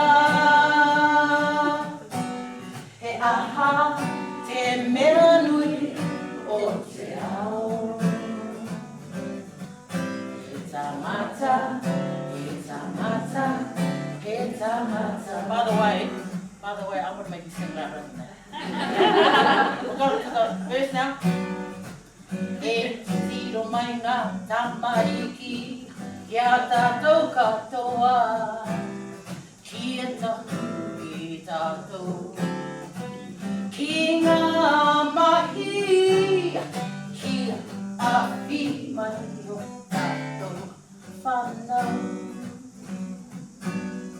whakarau ki te manu e tangi mai ana kia tātou katoa kia tahu i tātou ki ngā mahi kia awhi mai o tātou whanau Tua chorus, come on E aha te mea nui o te ao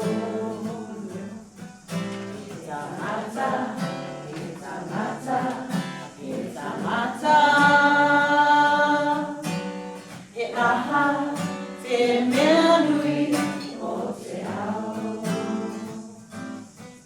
E tangata, e tangata, e tangata Unu hi te ito o te hawaketi Kei he te ko mako he ko Ui mai ki aha he aha te mea nui O te ao Maku e ki atu He tangata, he tangata, he tangata Let's do our verse, let's go Chorus, he aha Te mea nui o te ao He tangata, he tangata, he tangata He aha, te mea nui o te ao He tangata, he tangata, he tangata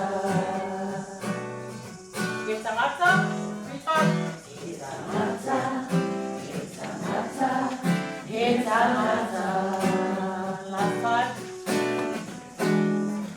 He tangata, he tangata Wait for it He tangata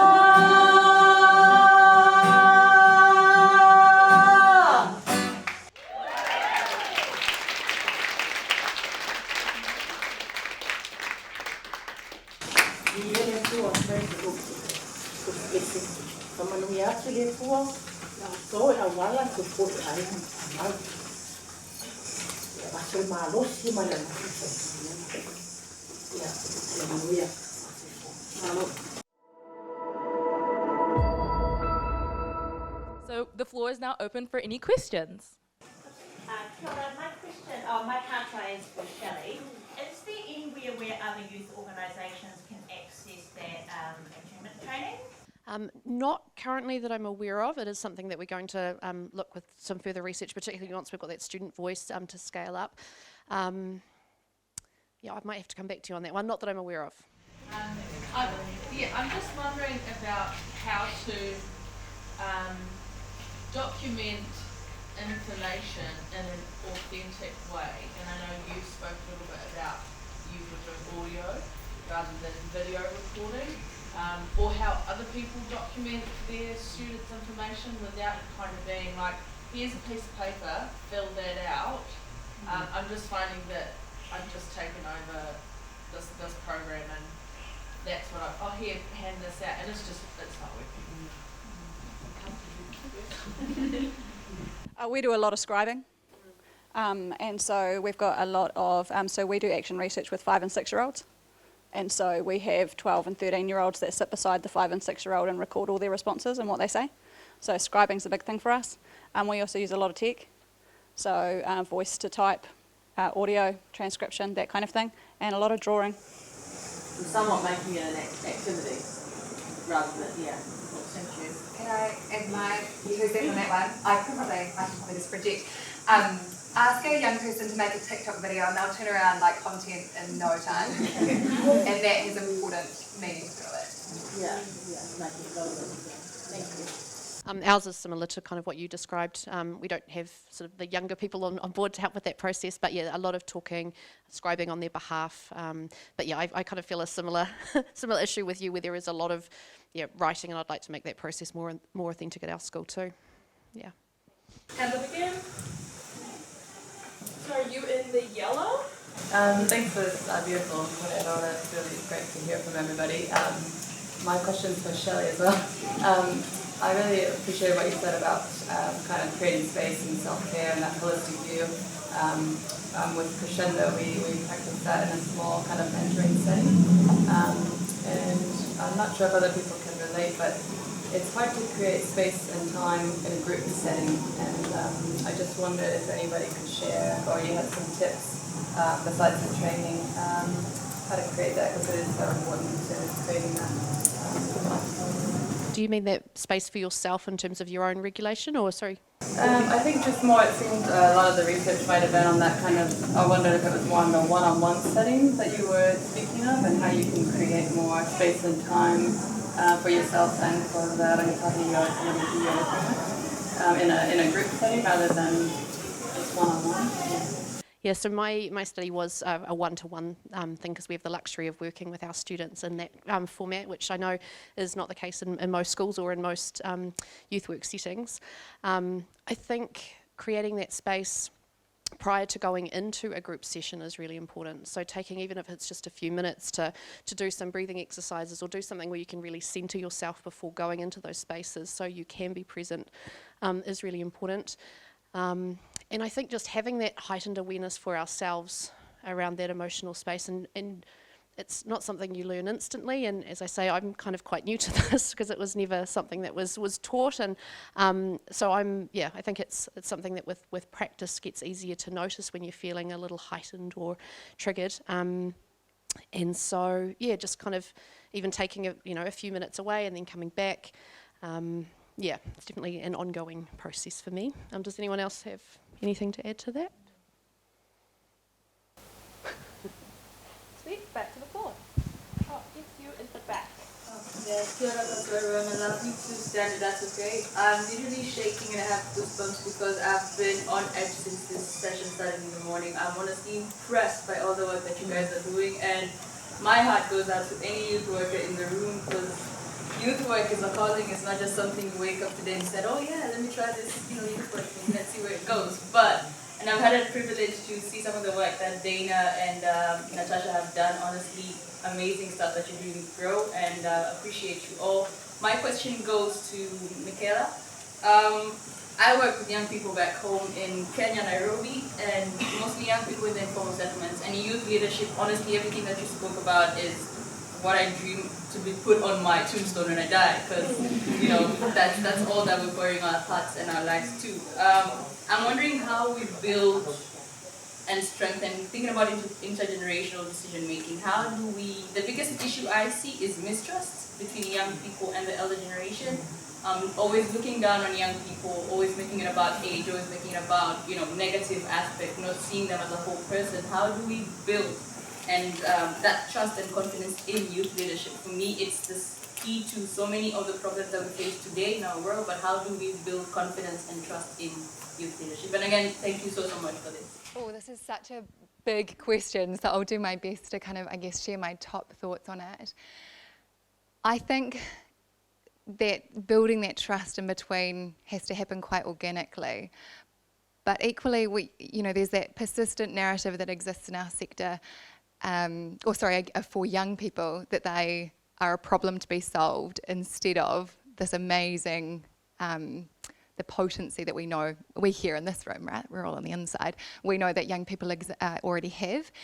And I think we're starting to see that shift, that narrative, but it needs to come, how would I word this? Older people need to kind of make that space, right? And that's kind of calling themselves in and being like, all right, how do I take myself out of that space. That's even something that I'm grappling with. I'm no longer that young person that's bringing my youth voice to the table. I need to shift who I am in doing that. And so, again, this is actually the crux of youth development. If we can do it really well, young people themselves, as they transcend different generations, will do that in turn for the young people with them. But I think another shift that we need to use is not talking about the next generation and the future, because it downplays the fact that young people are doing so much now. So I'd like, to hear that change. Kia ora. Kia ora. So this is again from Michaela, really. Some of the work that we've been doing recently has been around the issues of resourcing, and it came up a couple of times in questions about how sort of stretched some of the resourcing is for different organisations.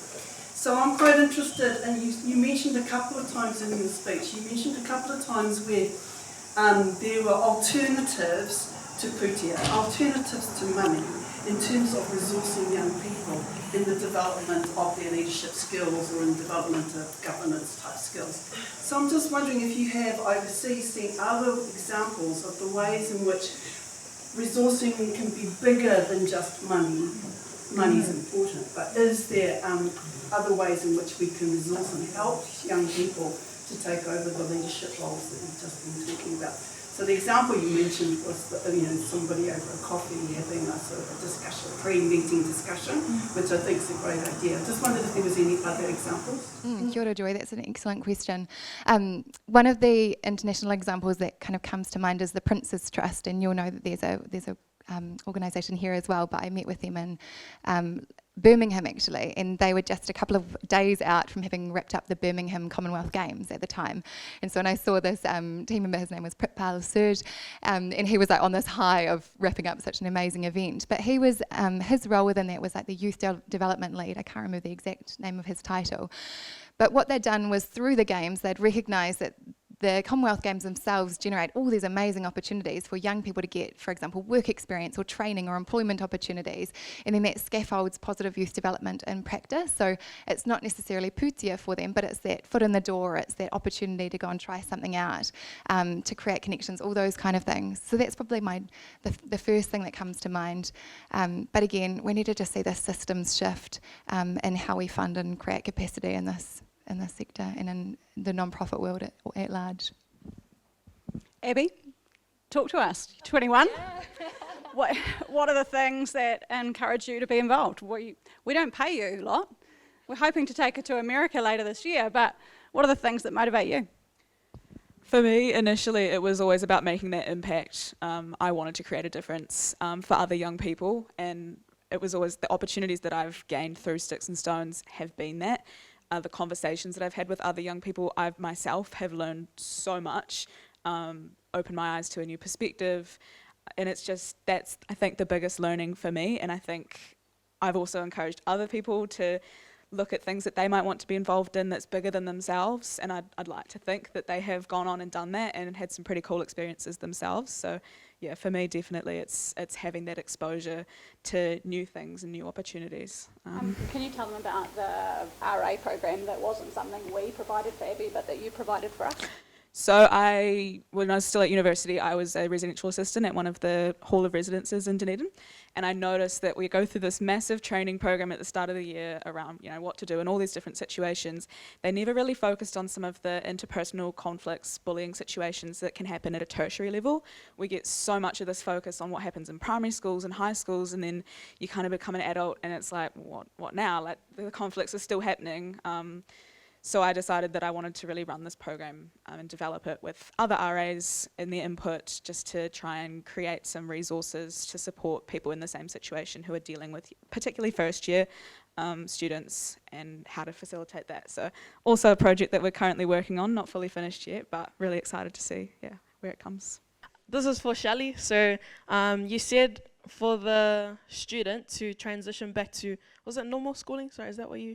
It depends on where they're at. Sometimes it's in school, sometimes it's a job or course or whatever they want to do. So you said it's on the advice of their medical specialist. So my question is, does the young people get a say? Does the young person get a say in that, or is it solely on the advice of the medical professional that they're dealing with? Yeah, that's a good question, because our school is really based quite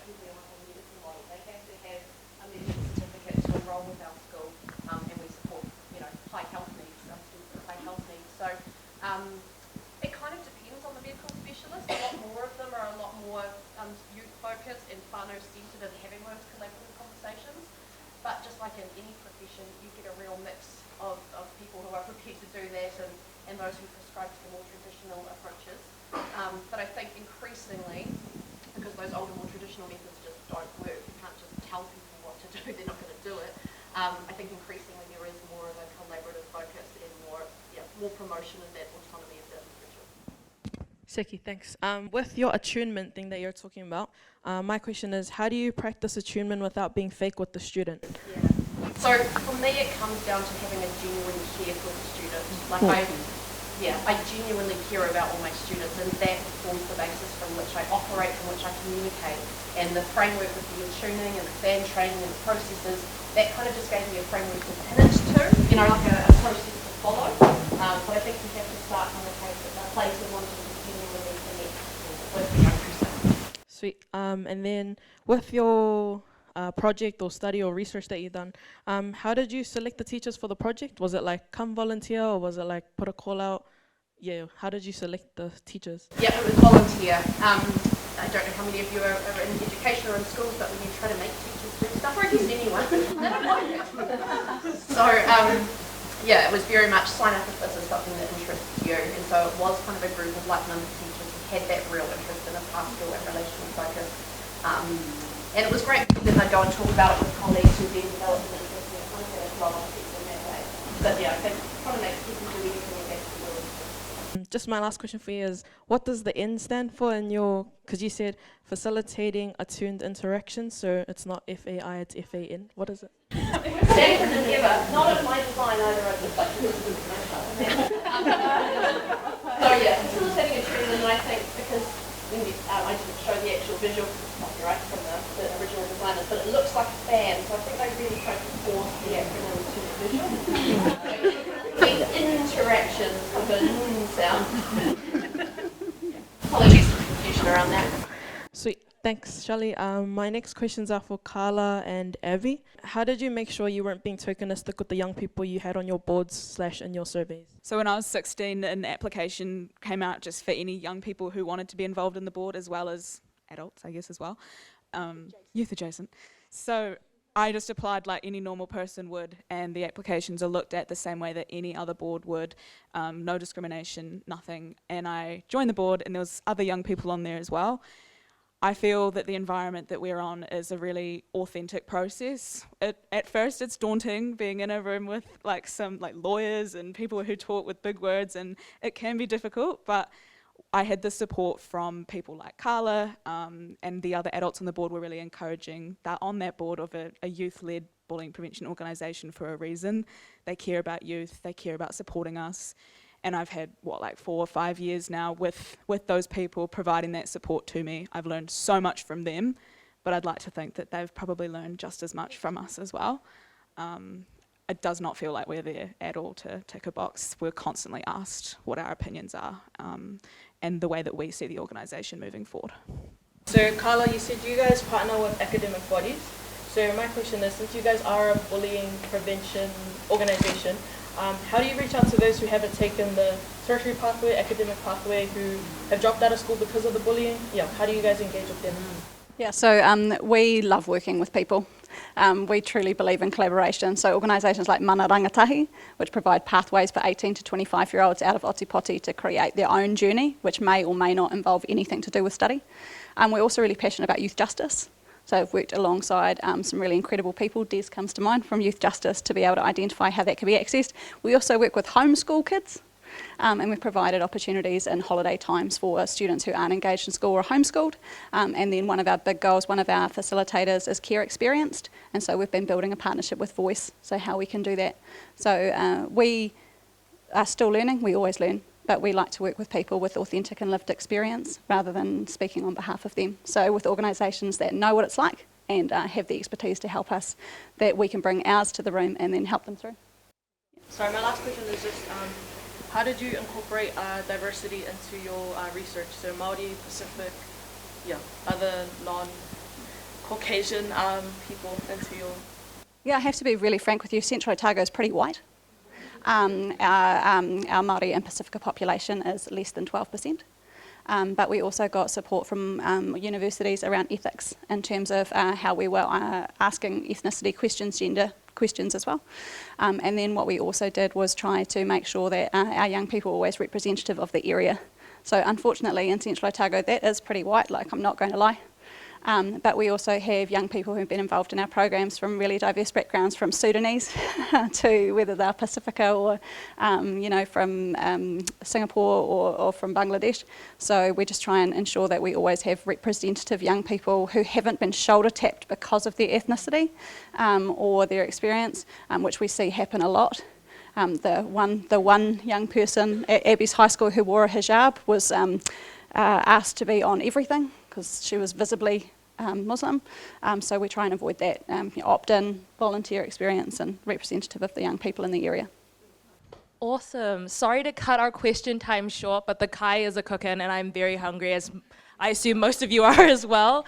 Another round of applause for all of our presenters. So we're kicking back into our afternoon sessions. I hope everyone is well fed and ready to learn a little bit more. To kick us off, we have Jane Zintel, who is the CEO of Arataiohi, who is going to tell us a little bit more about the organization.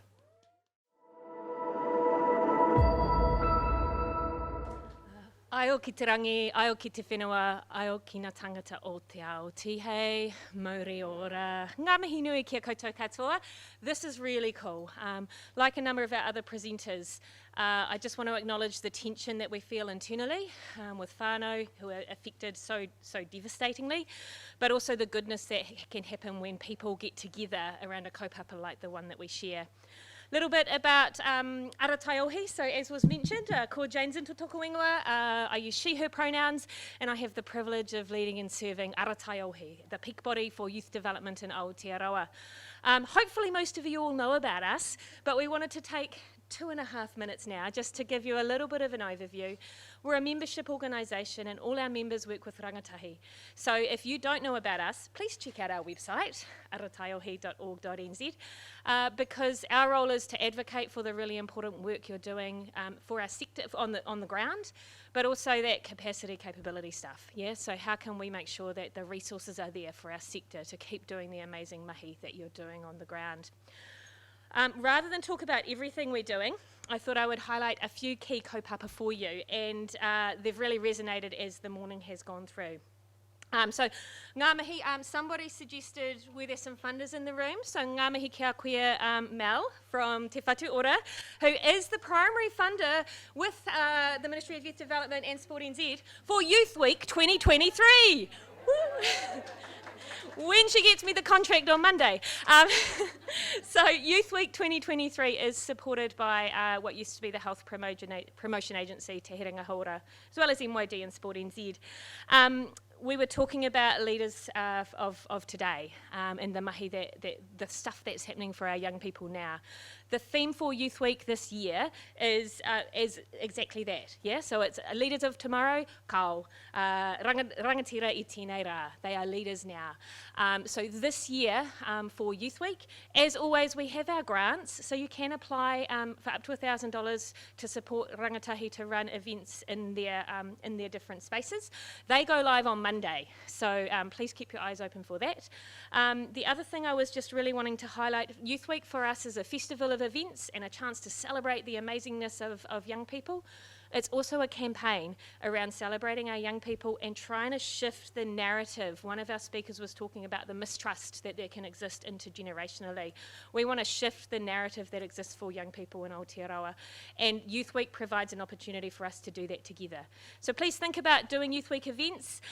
We are partnering this year with New Zealand Music Month, so mihi to my friend from Crescendo. We're really looking at how we can highlight young artists during Youth Week this year. So if you don't know anything about Youth Week, check out our website and see some of the things, if you have young artists, you might be able to be part of. Second, I'm going to speed up now so that I stick to my time. Hey, Involve this year. Involve every 2 years is a biannual conference where the whole big whānau gets together. Last year before last, we nearly got to 1,000 people who work with young people gathering. This year it is in Tamaki Makaurau, hosted at the, what are they now? The Dewdrop Event Centre. So wherever you're from in the Motu, you are very, very welcome, but we're hosted by our Tamaki Makaurau whānau. It's the first time since 2010 Involve has been here. So I really encourage you, it's in August. I didn't put any dates up for you, but keep your eyes open for that. We were talking about supervisors before. I wrote that down. I wasn't going to talk about it, but supervisors for our rangatahi who are serving rangatahi on the ground. We have a supervision database, so if you're struggling to find supervisors, worth knowing about, just thought I'd mention it. But the last thing I wanted to highlight is we do provide a whole lot of resources. We had a beautiful explanation around Ngā Urio. If you're wanting to know more about that particular kaupapa, one of our journals has a whole lot of information on it. We bring out a journal every year, and there's some beautiful, wise, amazing mātauranga that sit in those spaces, as well as a whole lot of other stuff that's over there on the table. So you can download all our resources for most of our resources for free online, or you can purchase them from us. So just a really quick kind of taster, really. If you already know about Arataiaohi, it's hopefully a good reminder. But if you don't, please check out our website and consider joining up. You can waive fees, so we make it free if you want, just so that you can be connected to some of the bigger things that are happening throughout the Motu. Really just want to honour our speakers from this morning. Thank you for the amazing mātauranga that has been shared, and also for the platform. So I'll hand back to our MC, because a high standard has been set for the post-lunch sessions at the Symposium. So thanks, everybody.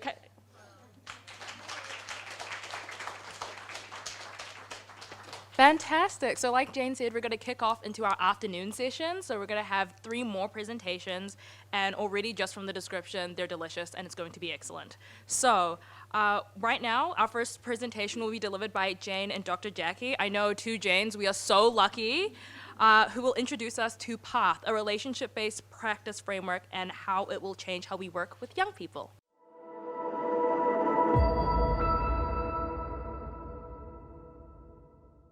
Up next, I'm welcoming Tony, who will speak to us about the impact of social media on our young people.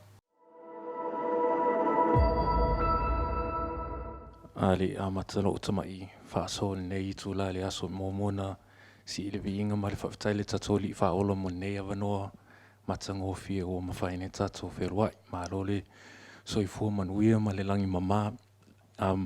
First and foremost, publicly just want to acknowledge my Lord and Savior Jesus Christ for this opportunity for me to present to you guys today. Without him, I would be maybe dead or in jail. Secondly, Julie, more acknowledge her for, we met a couple years ago. She talked about research when this digital discipline thing was starting, and I had really no interest in research because that involves reading something for longer than 5 minutes. But I want to acknowledge her for this opportunity for me to speak. There's this word in Samoan called ingi, and ingi means to pinch. Usually growing up in church, you get an ingi around like the inside of your thigh to kind of quieten down or be quiet. That's what I want to do today with my message, is I want to ingi you just enough for you not to cry, but enough to get your attention. The topic that I'll be speaking on is around social media, and digital discipline is now I wouldn't call it a full-blown organization, but it's an organization that's set up to help young people, to help organizations, and to help community groups understand the impact that social media is having. Usually it comes off negative, but actually it is the reality of the world that our young people are living in. So throughout this kind of presentation, I'm going to tell a little bit of a story. The story starts with myself, and hopefully this story resonates. Well, I wouldn't say hopefully, but parts of this story might resonate with you. I am a father of 2 boys, 9 and 11 years old. My 11-year-old son is wearing my shoes now, size 13. He is a He's a big boy, and my other son is the complete opposite to him. He's off the wall. This are a couple pictures. These are a couple pictures of me as a young father. This is my oldest boy here. His name's Sakalia. This was when he was about 3. These images here may resonate with something that might be going on in your household, at family events, church, funeral, wherever it might be. This is becoming almost normal. And this was my reality. Before this, he didn't have this little tablet.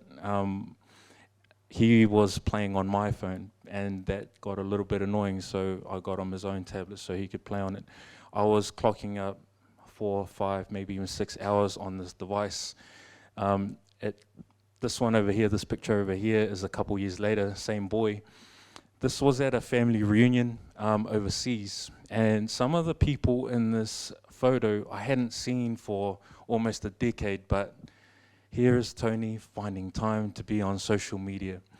And as I tell the story and some of the reflections that we have, it would be cool as well for you guys to also reflect on what this looks like, because that does not look like a present father to me. I might be there physically with my child, but am I there with every other aspect, mentally, emotionally and spiritually? The answer is probably a straight out no. And so this was the state, I guess, of my social media addiction, because as the definition of an addict is pretty much this: someone who has absolutely no control over their compulsion, and I didn't have any control over that. I was pulling this thing out anywhere and everywhere. I would be pulling it out at the red lights. Who here? I'm not going to ask. But I'm gonna ask a few questions later. But I just wanted to ask, who here is active on social media? Just by show of hands. Cool. Who here has been on social media already today? Whether it's for a couple seconds. Great. Sweet. Whether it's a post, a photo, or some sort of whatever piece of content, who here can remember a particular post or photo or video that they watched 7 days ago? Like, they can remember what it was. Cool, we got 1, maybe 2.5, 3, 4. Okay. We were all active on social media 7 days ago, right? Okay. Who can remember what you were watching, reading on Monday? Like who can tell me the person's page, what they were talking about, and what you got from it? Hands up. Monday. All right, so we've got about 4 or 5. Cool. Are we starting to kind of see the picture here with the return on investment that we have?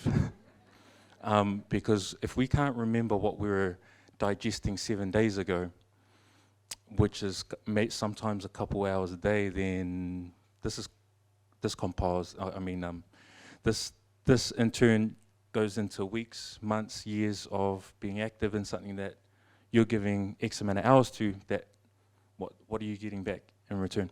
So this was the state of my addiction. There are situations in my life where I had to reflect and kind of found out that this thing was not helping my mental health. I went looking for a solution. I went looking for help. And lo and behold, couldn't find anything. There was a wraparound services if I was addicted to gambling. There is something there if I was an alcoholic, a smoker, and all other sorts of ranges of addictions. But for something that was just around being addicted to the internet or social media, there wasn't anything at all. So upon realizing that no one was coming to save me, this is where I embarked on this journey on understanding what social media was doing to me. And so some of the stark realities will be reflected in some of what our youth say. So just to kind of fast forward, I became an absolute advocate for this, I guess, kaupapa of understanding the impact of social media. One of my biggest reflections and understandings was that this was distorting the way that I perceived myself and perceived the world. And we'll touch on that later. So gratefully, we're funded by the Ministry of Education and Spark to do workshops out in the community. Eventually, those will end. So if you have any funding friends, please let us know. But I wanted to get some understanding from you guys. So I'm going to ask you guys a few questions. And you are going to stand up if you believe these statements are true. So, first one's first. Do you feel our youth are having a more positive experience on social media than negative? If you think their experience right now with the youth that you're engaged with is more positive than it is negative, please stand. Great, we got one. We understood the question. Cool. Sweet. Thank you, madam. All right, next one. Do you think our youth misrepresent themselves online by any degree? Please stand if you believe that statement is true. By any degree. Okay, interesting. Thank you. Have a seat. Next question. With the youth you know, do you feel they are spending too much idle time on social media? So we don't mind that they're on it, but do you feel like they're spending too much time on it than they should be? Or are they pretty well balanced? Okay. Kind of around the 60% mark. Thank you. Have a seat. I hope you're not standing up because you're tired. This one's a little bit difficult to wrap our head around, but is social status and social currency an ambition amongst our youth? I just want to understand from you guys, i.e. having lots of followers. Do you think that statement's true? Right. Interesting. Cool. Sweet. Have a seat. All right. The last one is just on the end here. Do you believe social media consumption is linked to mental health issues like anxiety and depression, or just mental health in general? Right, thank you. Have a seat. It's really difficult to put my whole message across over about 30 minutes. But I guess from the response of that should hopefully help jog some of these ideas around the impact that social media is having. Because if most of you in particular that last one, then social media needs to be considered in a lot of our programs, because we have talked about engagement issues. We have talked about youth that are, I wouldn't say by the wayside, but aren't going down our formal track of going all the way to year 13. I would love to have discussions with anybody around the element of social media, because we've reached, since starting, almost 2,500 young people. We've done well over 250 workshops, and through a lot of those workshops we get a lot of feedback as well, and so we are very I guess knowledgeable in the sense of what they're saying, and which leads to this. Every school that we've engaged with, it doesn't ever go outside of these three priorities. Usually as best practice, we usually ask the schools, what is it that, what are your top three priorities in terms of social media that you find challenging at your school? It's usually always these three. There's a big online bullying piece that a lot of us don't understand. I'm going to ask a random question, because this is something that we're starting to uncover based off last year's workshops. Who here has heard of, firstly, the app Discord and the activity of our young people on Discord? Who has been part of those discussions? All right, some of us are oblivious to it. I'll tell you what, a lot of our school leaders, deputy principals and principals have no idea what's going on, especially when I mentioned Discord. Even after workshops, they got no idea. Self-esteem and self-worth is a massive issue. There's a lot of cool research coming out of the US around it. They took this issue to Congress and pressed on Instagram around the state of mental health that young people or young women have. and what are they doing about it. Really good read, but it's not that much different going on in New Zealand around the challenges that our young people are having with their self-esteem and self-worth, and why they are posting certain posts, and the whole, I guess, mental decision-making process behind that. Lastly is around concentration and focus. They are noticing that our young people's attention spans are decreasing because their minds are over here in their pocket, but trying to engage with teachers. So again, would really love to be part of that discussion if anybody wants to talk about how, what our observations have been, and what you guys might be able to do in terms of best practice. Moving on, I wanted to kind of highlight the time that social media is taking. National average a couple of years ago was 1 hour 53 minutes. It's definitely a lot higher than that right now. But let's say it's 2 hours, right? I want you guys to follow me on this little calculation to give kind of a reflection on how much time young people are spending, or sometimes even us. So I'm pretty sure we can follow along. So let's say it's 2 hours a day, right? 2 hours a day. By the end of the week, we are at 14 hours. 14 hours times 52 weeks in a year, we're at 728 hours. We good? We're following along? All right, if we divide this number into 24-hour blocks, this is kind of what it's looking like. It's 30.3 full days, consecutive days of social media. So I know it doesn't look like it's real, but go ahead and do the math, because it's just hard to digest that a whole month has gone on social media.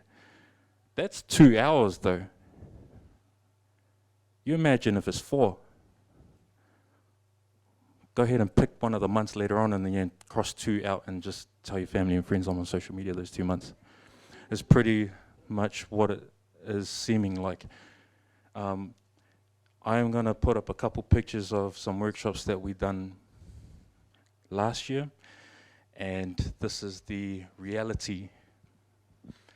Some of our workshops, we talked about time, we talked about focus, and you know, we make it a little bit uncomfortable enough for them to realize what's going on. And in our workshops, volunteers had come up at the end and kind of showed me what their screen time average was. It sits around here, 8 hours, 3 minutes. We got 9 hours and 38 minutes. That's average per day. That's not across a week.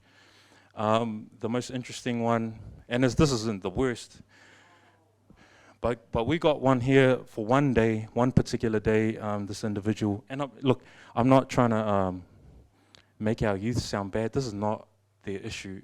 This is a misinformation issue. This is a miseducation problem. One was on his phone 13 hours, 48 minutes. I think it was a Sunday. So if we look at these times in general, I think, well, the one I'll add to this is one was on TikTok for 23 hours that week, because you can select it by app. So almost the whole day of that week was gone to what exactly on TikTok. And so this is kind of veering on the worst case scenarios, but I'll tell you what, a lot of our youth aren't too far off from here. Not everybody, and I'm not trying to generalize and say that everybody's this bad, but it isn't getting any better from when I started this thing a couple years ago. So to kind of round off and get into some research, Moana Connect have been very great in helping us with a feasibility study. And here are some of our findings. So one of the questions was, even when it's late, I'll still be up using social media. So we have about 74% that are up here. One young lady, very lovely, had said that this is an intermediate. She sleeps when she comes to school. That's what she said school is for, because she's up on social media till 3 o'clock in the morning. This was in a little 4 to 5 group discussion. There seems to be no parameters in our individual homes, and also there seems to be no real guidance around what is appropriate and what's not. From your household, what your rules are different here, and what's different here is different over there. What's very concerning though is for some households, I wouldn't say most, but some, there's just no discussion around what the parameters are around social media. The World Health Organization says from 0 to 2 years old, they should be having 0 screen time. That's tough to swallow because my oldest boy was raised on Subway Surfer and this other connecting game. So that's the findings for that particular one. The other one, part of the study, the question was the use of social media affects my emotional well-being. It's interesting that it sits sometimes on 40%, but I'd imagine that when we have these discussions with young people and what is actually going on, because for me the time, yes, it's concerning, but for me it's what are they doing on social media that's a lot more concerning, because if it's just watching rugby highlights, okay, sweet, we can just adjust that. However, I think that they are getting into spaces that are very either R18, adult themed, very, I wouldn't say discouraging, but it kind of is the type of content that young people are disclosing to us that they see online is stuff that I never saw till I was out of school. And so, yeah. Cool. The next, the last one I wanted to share was the use of social media affects my social well-being. And so the ones that I've always answered sometimes, and then there's often and always. Why I wanted to share some of these findings is that a lot of it does sit kind of in the sometimes. These were a collection of, the study was called The Impact That Social Media Has on Young Pacific Youth. It was a collection of 60 individuals, and we interviewed them for about an hour, hour and a half. And because this is such a new conversation, a lot of them did just tick the sometimes. But further research, hopefully we get to that, we can kind of really pinpoint which side of the fence they really sit. And so as I kind of wrap up, I'm going to have some statements up here while I kind of close off my ideas. Social media, and relative to digital discipline, we are not and will never be anti-social media. Ironically enough, we are on social media, so give us a like on our Instagram. So social media for us isn't the enemy. Even though if you've watched The Social Dilemma, might make you think otherwise. However, one of the last points I wanted to say is there's a massive gap in terms of understanding the true nature of social media and its impact on our young people. Where I would love to start off with is us as parents, educators, and experts, because usually we project sometimes onto our young people like it's their problem. However, they haven't been guided with the right fence lines and parameters in order to operate properly.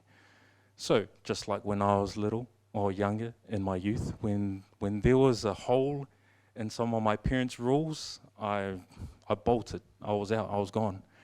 And I think such is the case when it comes to social media. I don't want to make it sound scary. I don't want to make it sound like it's all doom and gloom. But I do want us to really consider the fact that the impact that it's having on their emotional well-being, spiritual well-being, their mental health, is this silent thing that's just kind of brewing without us even paying attention to it. We mention it now and then. The conversations I'm in, I kind of look like the bad guy because everybody's talking about digital equity. Let's get more devices out. Let's get our people connected. I'm always like, before you do that, can we create a flyer? Can we create some sort of standards? Because we're handing out these potential addictive devices to a 6-year-old or a 9-year-old. It's cool that you're doing that, but where's the education around? Are we getting them all in to talk about this device we're about to hand out? Because it looks cool on the photos we're doing. Everybody holding a laptop, but no one's got any education around how to manage this thing properly. And so, anyway, I could go on for the rest of the afternoon, but I'm not, because there's way better presenters than me. But would love to connect afterwards. Information's up here. You can find us on email as well as Instagram. But it's info or ask Tony at digitaldiscipline.co.nz. Would love to work with your organisation, your young people, and even just to have a sit down and chat on how we can either collaborate or, I guess, help you guys in your guys' forms of mahi. Thank you very much, and enjoy the rest of the afternoon.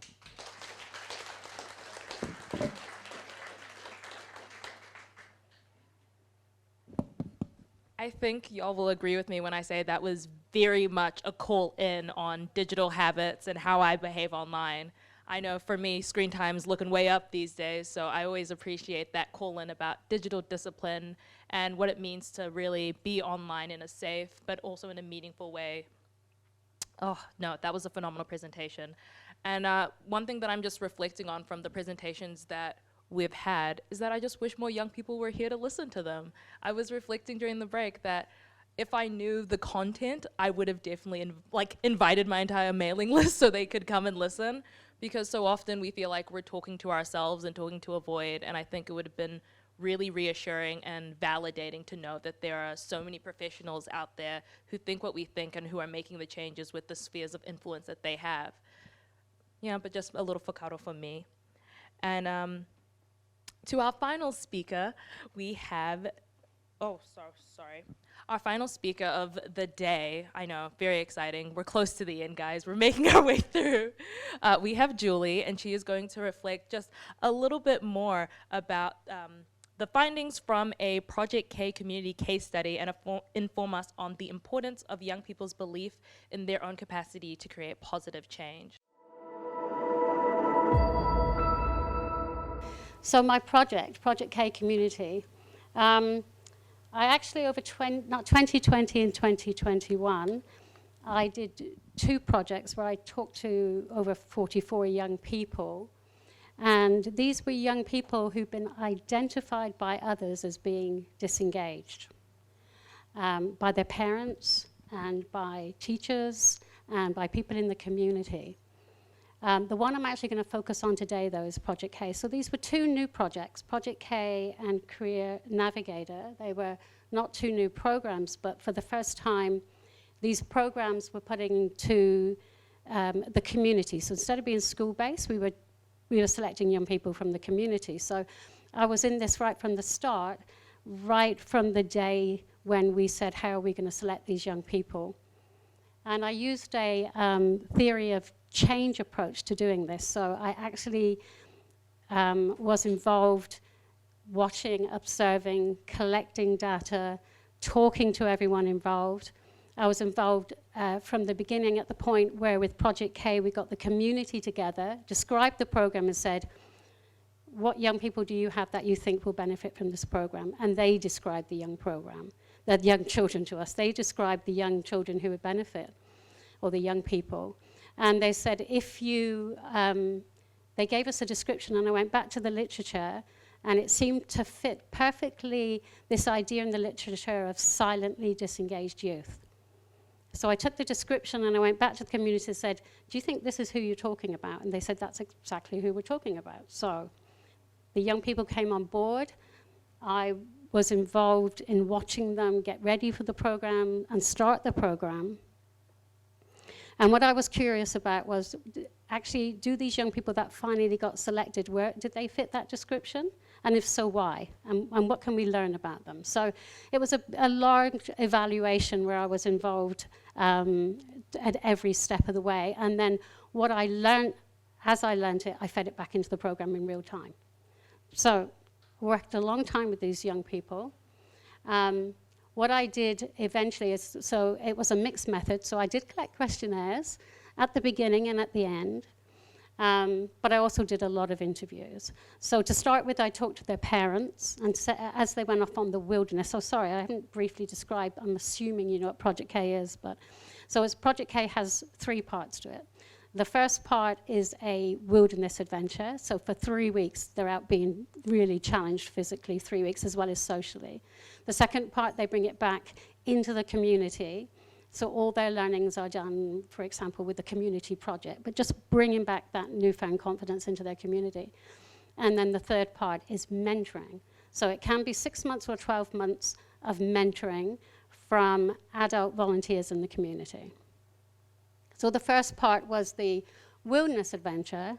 So we, after going through a selection process and observing them, they went off onto this wilderness adventure. While they were gone, I talked to their parents and said, okay, you know, tell me about your child. Why do you think they got to this point, and why have they been selected? When the young children came back, the young people came back, I talked to them. They weren't terribly chatty at this point, but I talked to them to see what I could find out. I talked to the wilderness providers. I went out to where they were in the wilderness, and I talked to the wilderness providers about them as a group and each of them as individuals. Then I did a lot more interviews later, but I'm going to get that back into later because this is where I was at this point. I'd done those interviews, I'd observed the young people, and I'm not going to go into detail here because this is actually what I reported on last year, was about not just this group, but the whole of the young people, so from mid-adolescents up to young adults. What I found out from them, because I started hearing these same themes over and over and over again. So basically, these young people were saying that some stress in their life, either a one-off event or a continuing event, had happened, and following that stress, that's when they started to this negative self-appraisal, comparing themselves to others and saying, oh, there's something wrong with me. I'm not as good as. Once that happened, they start to decrease their social competence and confidence, but their social anxiety would go up. So what they did as a result was they would start to withdraw. And once they've withdrawn, of course, they're not getting that positive reinforcement. They're not getting all those experiences that are going to challenge those negative self-cognitions, so they tend to withdraw more. I went from the young people on Project K who were going to school. You know, they have to go to school. They were going to school, but the teachers were saying they were disengaged. They were going home and their parents were saying they're in their room all the time. To young adults at the other extreme that had actually been in his bedroom for 2 years and hadn't left the house. And it's at this point that you get things like the social media coming into play, because they start to replace real in-person relationships with those virtual relationships. Their mental health is suffering. Obviously, they're growing in anxiety. But what was also true of all of these young people, and the real positive, was they were all described as really caring and empathetic young people. They really are, you know, my son is a beautiful, caring person. They had a strong family connection, and this real, and if you're talking about the 5 C's, a real strong character. They had good morals. They knew what they believed in. Their values were important to them. They were just lacking the other 3 C's. So the sense of competence and confidence and connections to their peers and at school. So try and rush on because I'm going to take too much time. I also did a schematic diagram on what I felt youth development programs were given to these young people to help develop those other 3 C's. Oh, handy here. So what happened then? So I'd reached this point. I felt I was starting to learn something about the group of young people who've been described as disengaged. And then, of course, like a lot of people, we got hit by COVID and the lockdown. And all of a sudden, everything became incredibly messy. So I've tried to do a timeline here to demonstrate it, but here we were still sort of normal. They went on their Wilderness Adventure Community Challenge. They got matched with their mentors. They're all telling me, I'm really excited. I love my mentor. I can't wait to see. And the parents were going, I can't wait to see what this brings. They'd had some group meetings, and then, boom, we hit July. Level 4 happens. Auckland was locked down for over 100 days. I'm sure it felt like that if you were in Auckland. It was over 100 days. So the one-on-one mentoring that they were looking forward to actually had to be transferred to online, which I discovered is actually not the same as being able to meet in young people and develop in person and develop relationships. I mean, the program delivery people are really passionate about what they do, did everything to try and keep these young people connected, but it just was not happening. It was a little bit happening, but the connections were breaking down. And even the graduation was moved online as in a group setting. So I'm sitting there after being really, and I thought, I can't wait to see what happens after they've done their mentoring and we get to the end and I go back and talk to them. And I'm looking at this complete messiness of data and thinking, they've let me into their lives. They've talked to me openly and honestly. I don't want to just, at this point, say, I'm going to abandon the whole project. So I had 4 problems, really. One is COVID.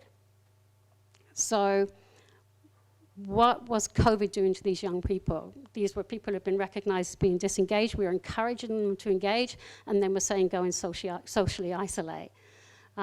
Also, you know, all your learning's online.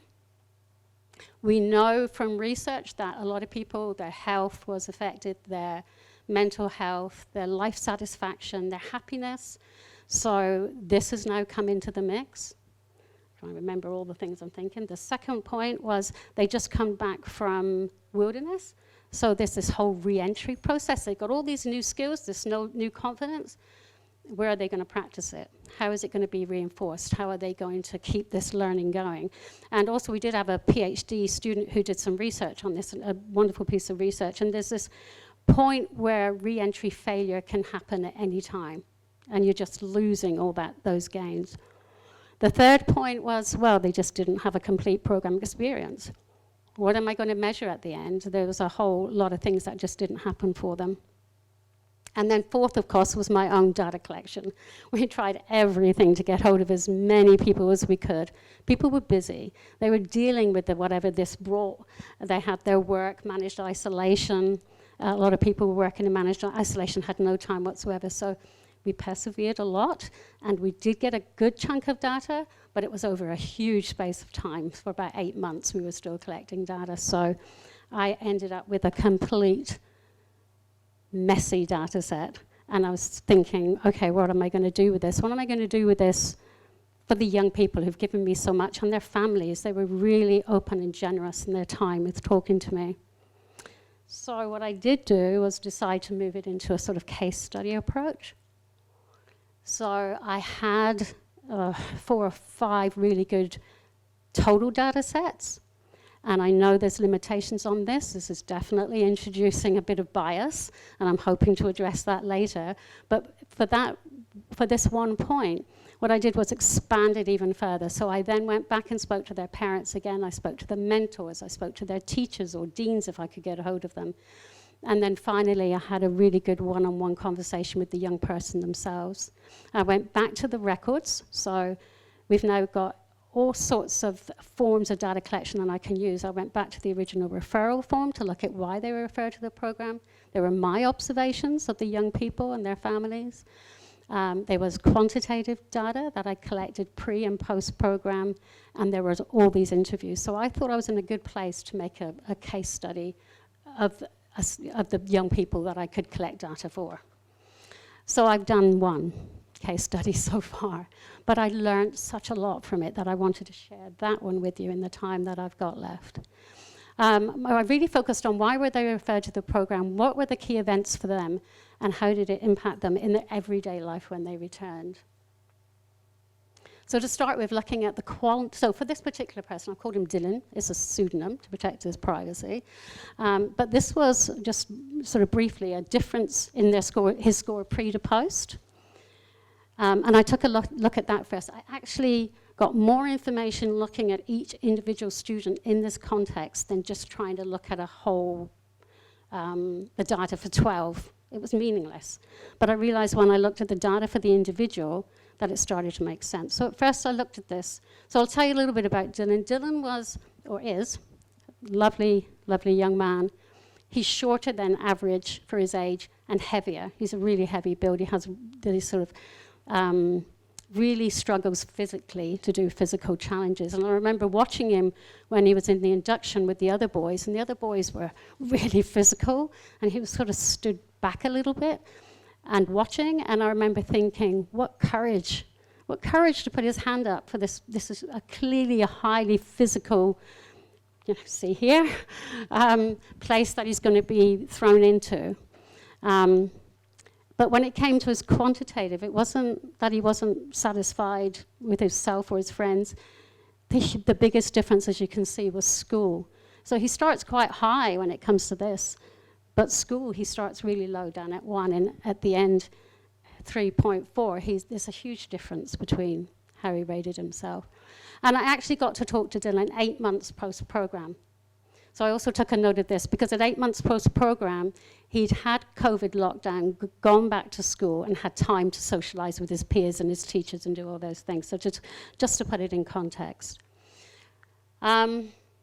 So when I went back to the original referral form, it turned out that Dylan, his teacher said he was quite disengaged with the learning at hand, and he could be quite disruptive in class. He said, I think he's okay. He's not getting into serious trouble, just disruptive, and he just needs some guidance. His mother, when I spoke to his mother at that point, said, well, she focused on this body image, and she said, he is a bigger build, and I notice he tucks his, don't like his shirt, he'll tuck it into his clothes to try and hide himself. He's anxious and he's in his room all the time. He's playing games on social media. I'm just really worried. He makes excuses not to go and be with his friends. He seems to have friends. They ask him out, but he'll say, no, I'm busy. She says, not busy. He's just making excuses. And her greatest fear was that he was going to be in his room for the next 20 years. So when he got onto the wilderness, I was told that he did struggle. He told me he really struggled. He said it was really, really hard. What was most challenging? Everything was challenging. I love this bit here where he said, I just said to myself, one step more, one step closer. Every time you say it to yourself, your pace picks up. So particularly the tramp was really, really challenging for him. But what happened with Dylan was he tried. He really, really tried and faced every challenge. And the group noticed this. And one particular boy, when Dylan had fallen over and scraped his shins and he was crying, he was really upset that he was, really pushing himself. I'm sure he was tired and exhausted. And there was a particularly strong young man among them, a really tall young man, who was a leader and came up to Dylan and said to Dylan, what can I do to help you? What can we do to help you? And that was the first time the whole group came together. So Dylan was actually responsible for bringing this group of strangers who didn't know each other at the beginning and were quite fractured, bringing them together and bonding them. From that on, they formed a really tight group. And Dylan had a friendship with this young man that lasted beyond the program and into school, and they're friends to this day. So when I went back and spoke to his mother after the wilderness, hoping it was going to be a good story, she said, well, it's a bit of a seesaw, really. He's great. He really appreciates his home now, and it's all really good. And I can see he's putting himself out a bit more. He's found his voice. He's speaking up, and he wants to express himself, and he's doing that all the time, and that's great. But he's still a little bit of a homeboy. He's not going out enough. Although I can see the change in him, and I'm sure it's going to be a progression. So it was up and down. Sometimes he was a bit too vocal, she said, and he forgets who's the parent. But that's normal when you start building up confidence.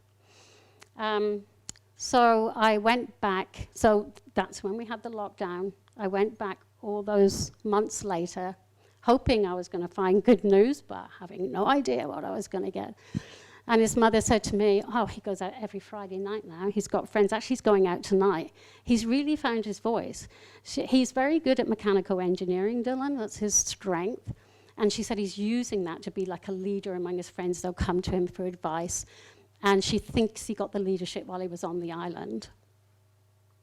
When I spoke to his teacher, for the first time I spoke to his teacher, and he said, I can't tell you about too much about last year because we had lockdown. She said, but this year I can't believe the progress he's making. And he talks about his time on the island and his mentor, even though his mentor relationship, I shan't go into too much, but I haven't got time, but it was a short-lived one because of his mentor was in managed isolation, not in managed isolation, was working in managed isolation.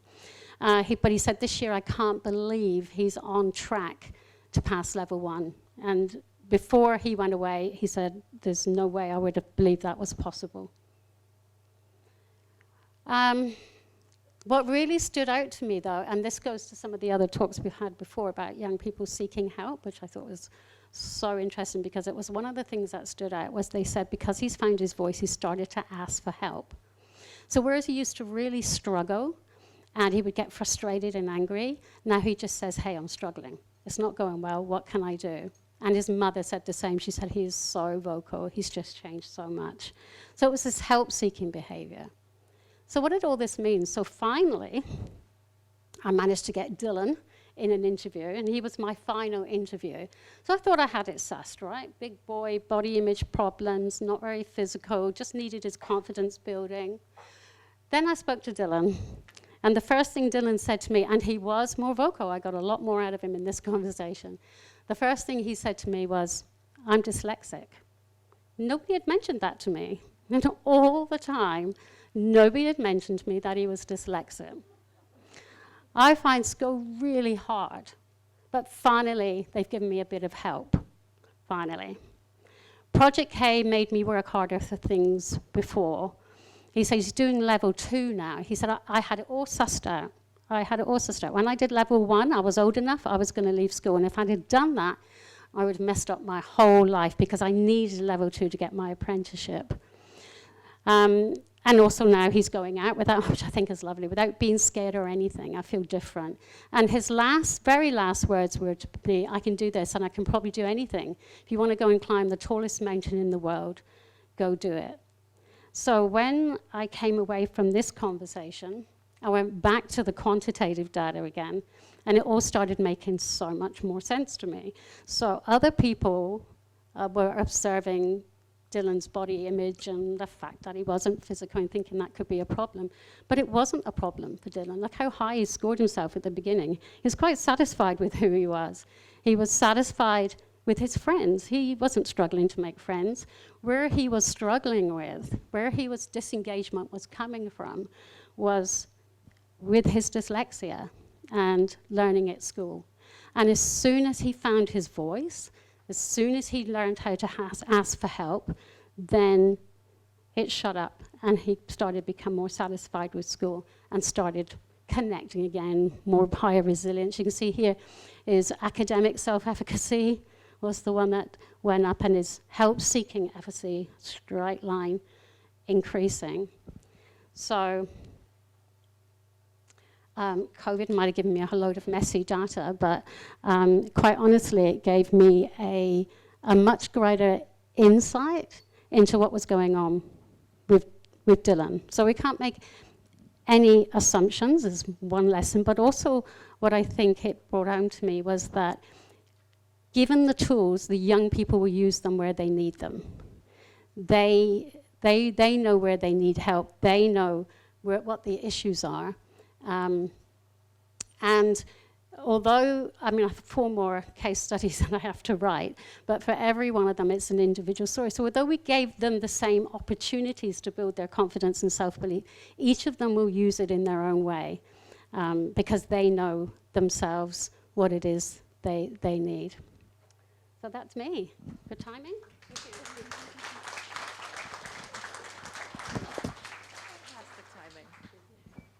Awesome. Thank you so much, Julie. Now we're going to move into a Q&A session, so I'll actually grab you back up here. Awesome. So we'll now open the floor to questions. Yes, from the back. My question is for Tony, especially for youth workers and those who work with young people. Most of the time we're trying to stay relevant when it comes to engaging with our young people, and that would mean having TikTok accounts as an organisation, with Instagram and stuff like that. So at the same time, we're staying relevant, but also kind of encouraging that screen time. I guess my question is, what are ways or any suggestions for us so that we're not really encouraging, but still staying relevant at the same time? Yeah, so that's a good question.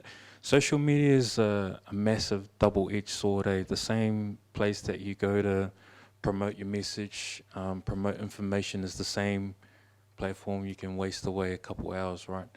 In terms of staying relevant in the content that you guys, because I've seen some of your stuff and it's amazing, but I guess in terms of staying relevant, it's about teaching our young people the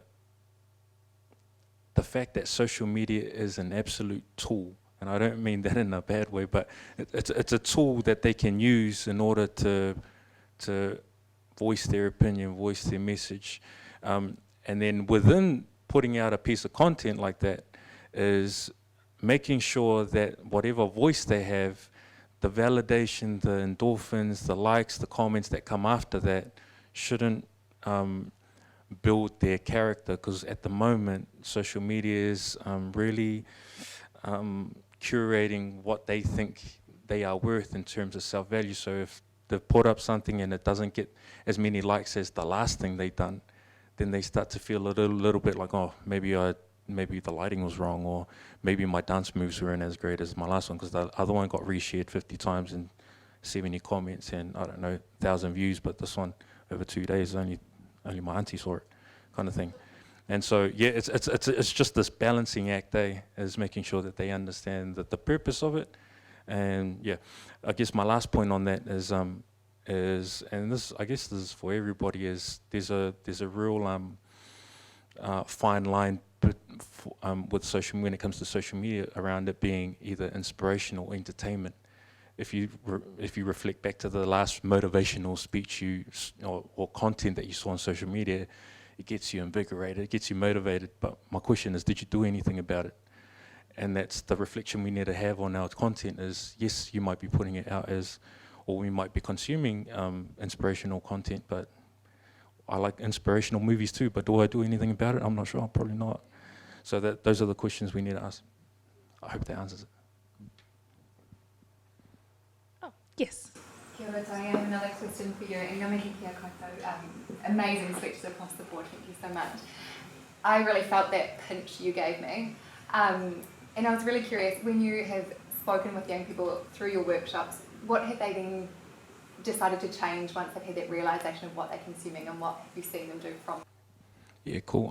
One of the biggest, I guess, ambitions that digital discipline has is making sure that we do offer practical solutions and tools. It's not just an awareness piece and then, well, go do what you will with the information that we brought. So that's why I think we're effective in the sense that, okay, now that I know that I'm pretty shit with my time on social media, what is it then, in parts of our workshops is reflecting, understanding, and kind of foreseeing what then can I replace some of the stuff with. If I'm getting all my validation here on the likes and the comments, what is it that I can be reflecting on to get that in a real life sense? Is it a relationship with my mum and dad that I need to address? Is it something that I'm not getting that I didn't get from, when I was a child? And so it's addressing those kind of things. And yeah, I think we always, and that's probably our secret sauce really, but we like to offer some solutions and tools in order for them to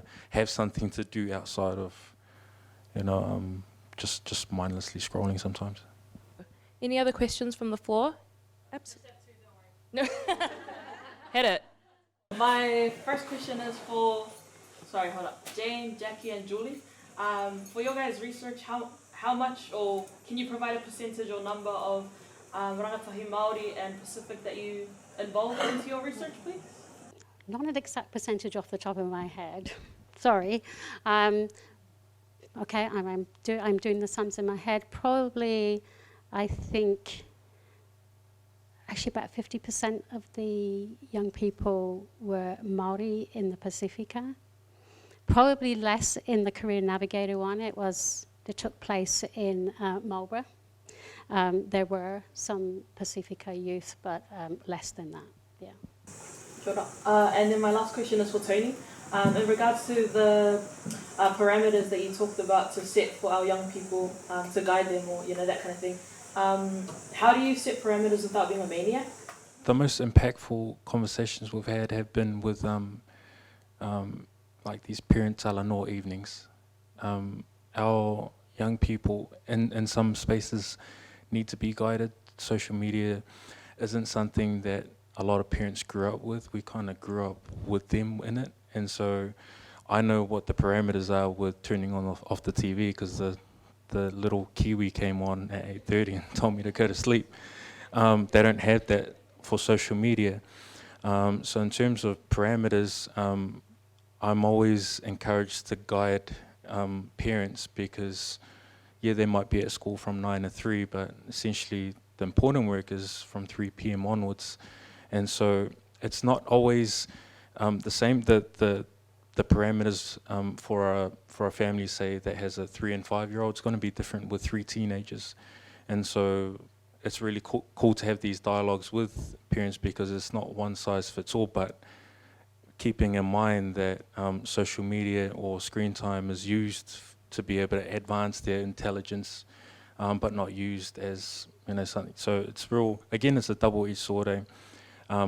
A lot of questions I get are around gaming, because gaming seems to be something that seems to be brewing underneath here, that doesn't get talked about a lot.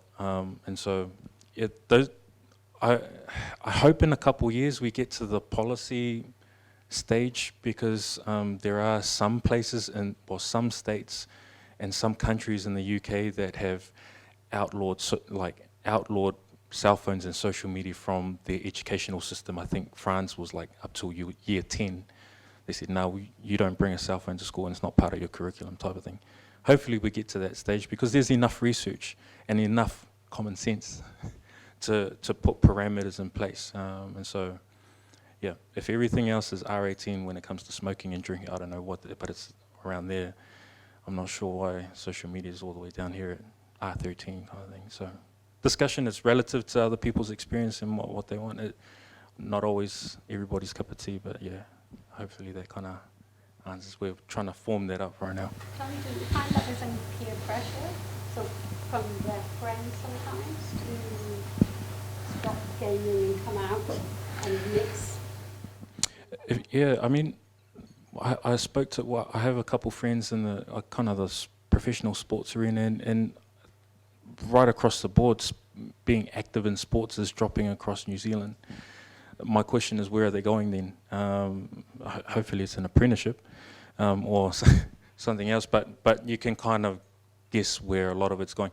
I know there's a big push. We have a relationship with DNA, who is a Rotorua-based gaming organisation that does some awesome work. But esports seems to be something that has provided us an opportunity, but not as big of an opportunity as getting an apprenticeship. It's real minimal here in our sort of corner of the world type of thing. So I guess just to wrap that comment up in yours as well, we, with the ministry, hope to create a youth advocacy group and have events and dialogue and talanoa sessions that are led by youth for the youth, so that we can start engaging them more instead of adults telling kids what to do kind of thing. So that'll be an interesting piece this year.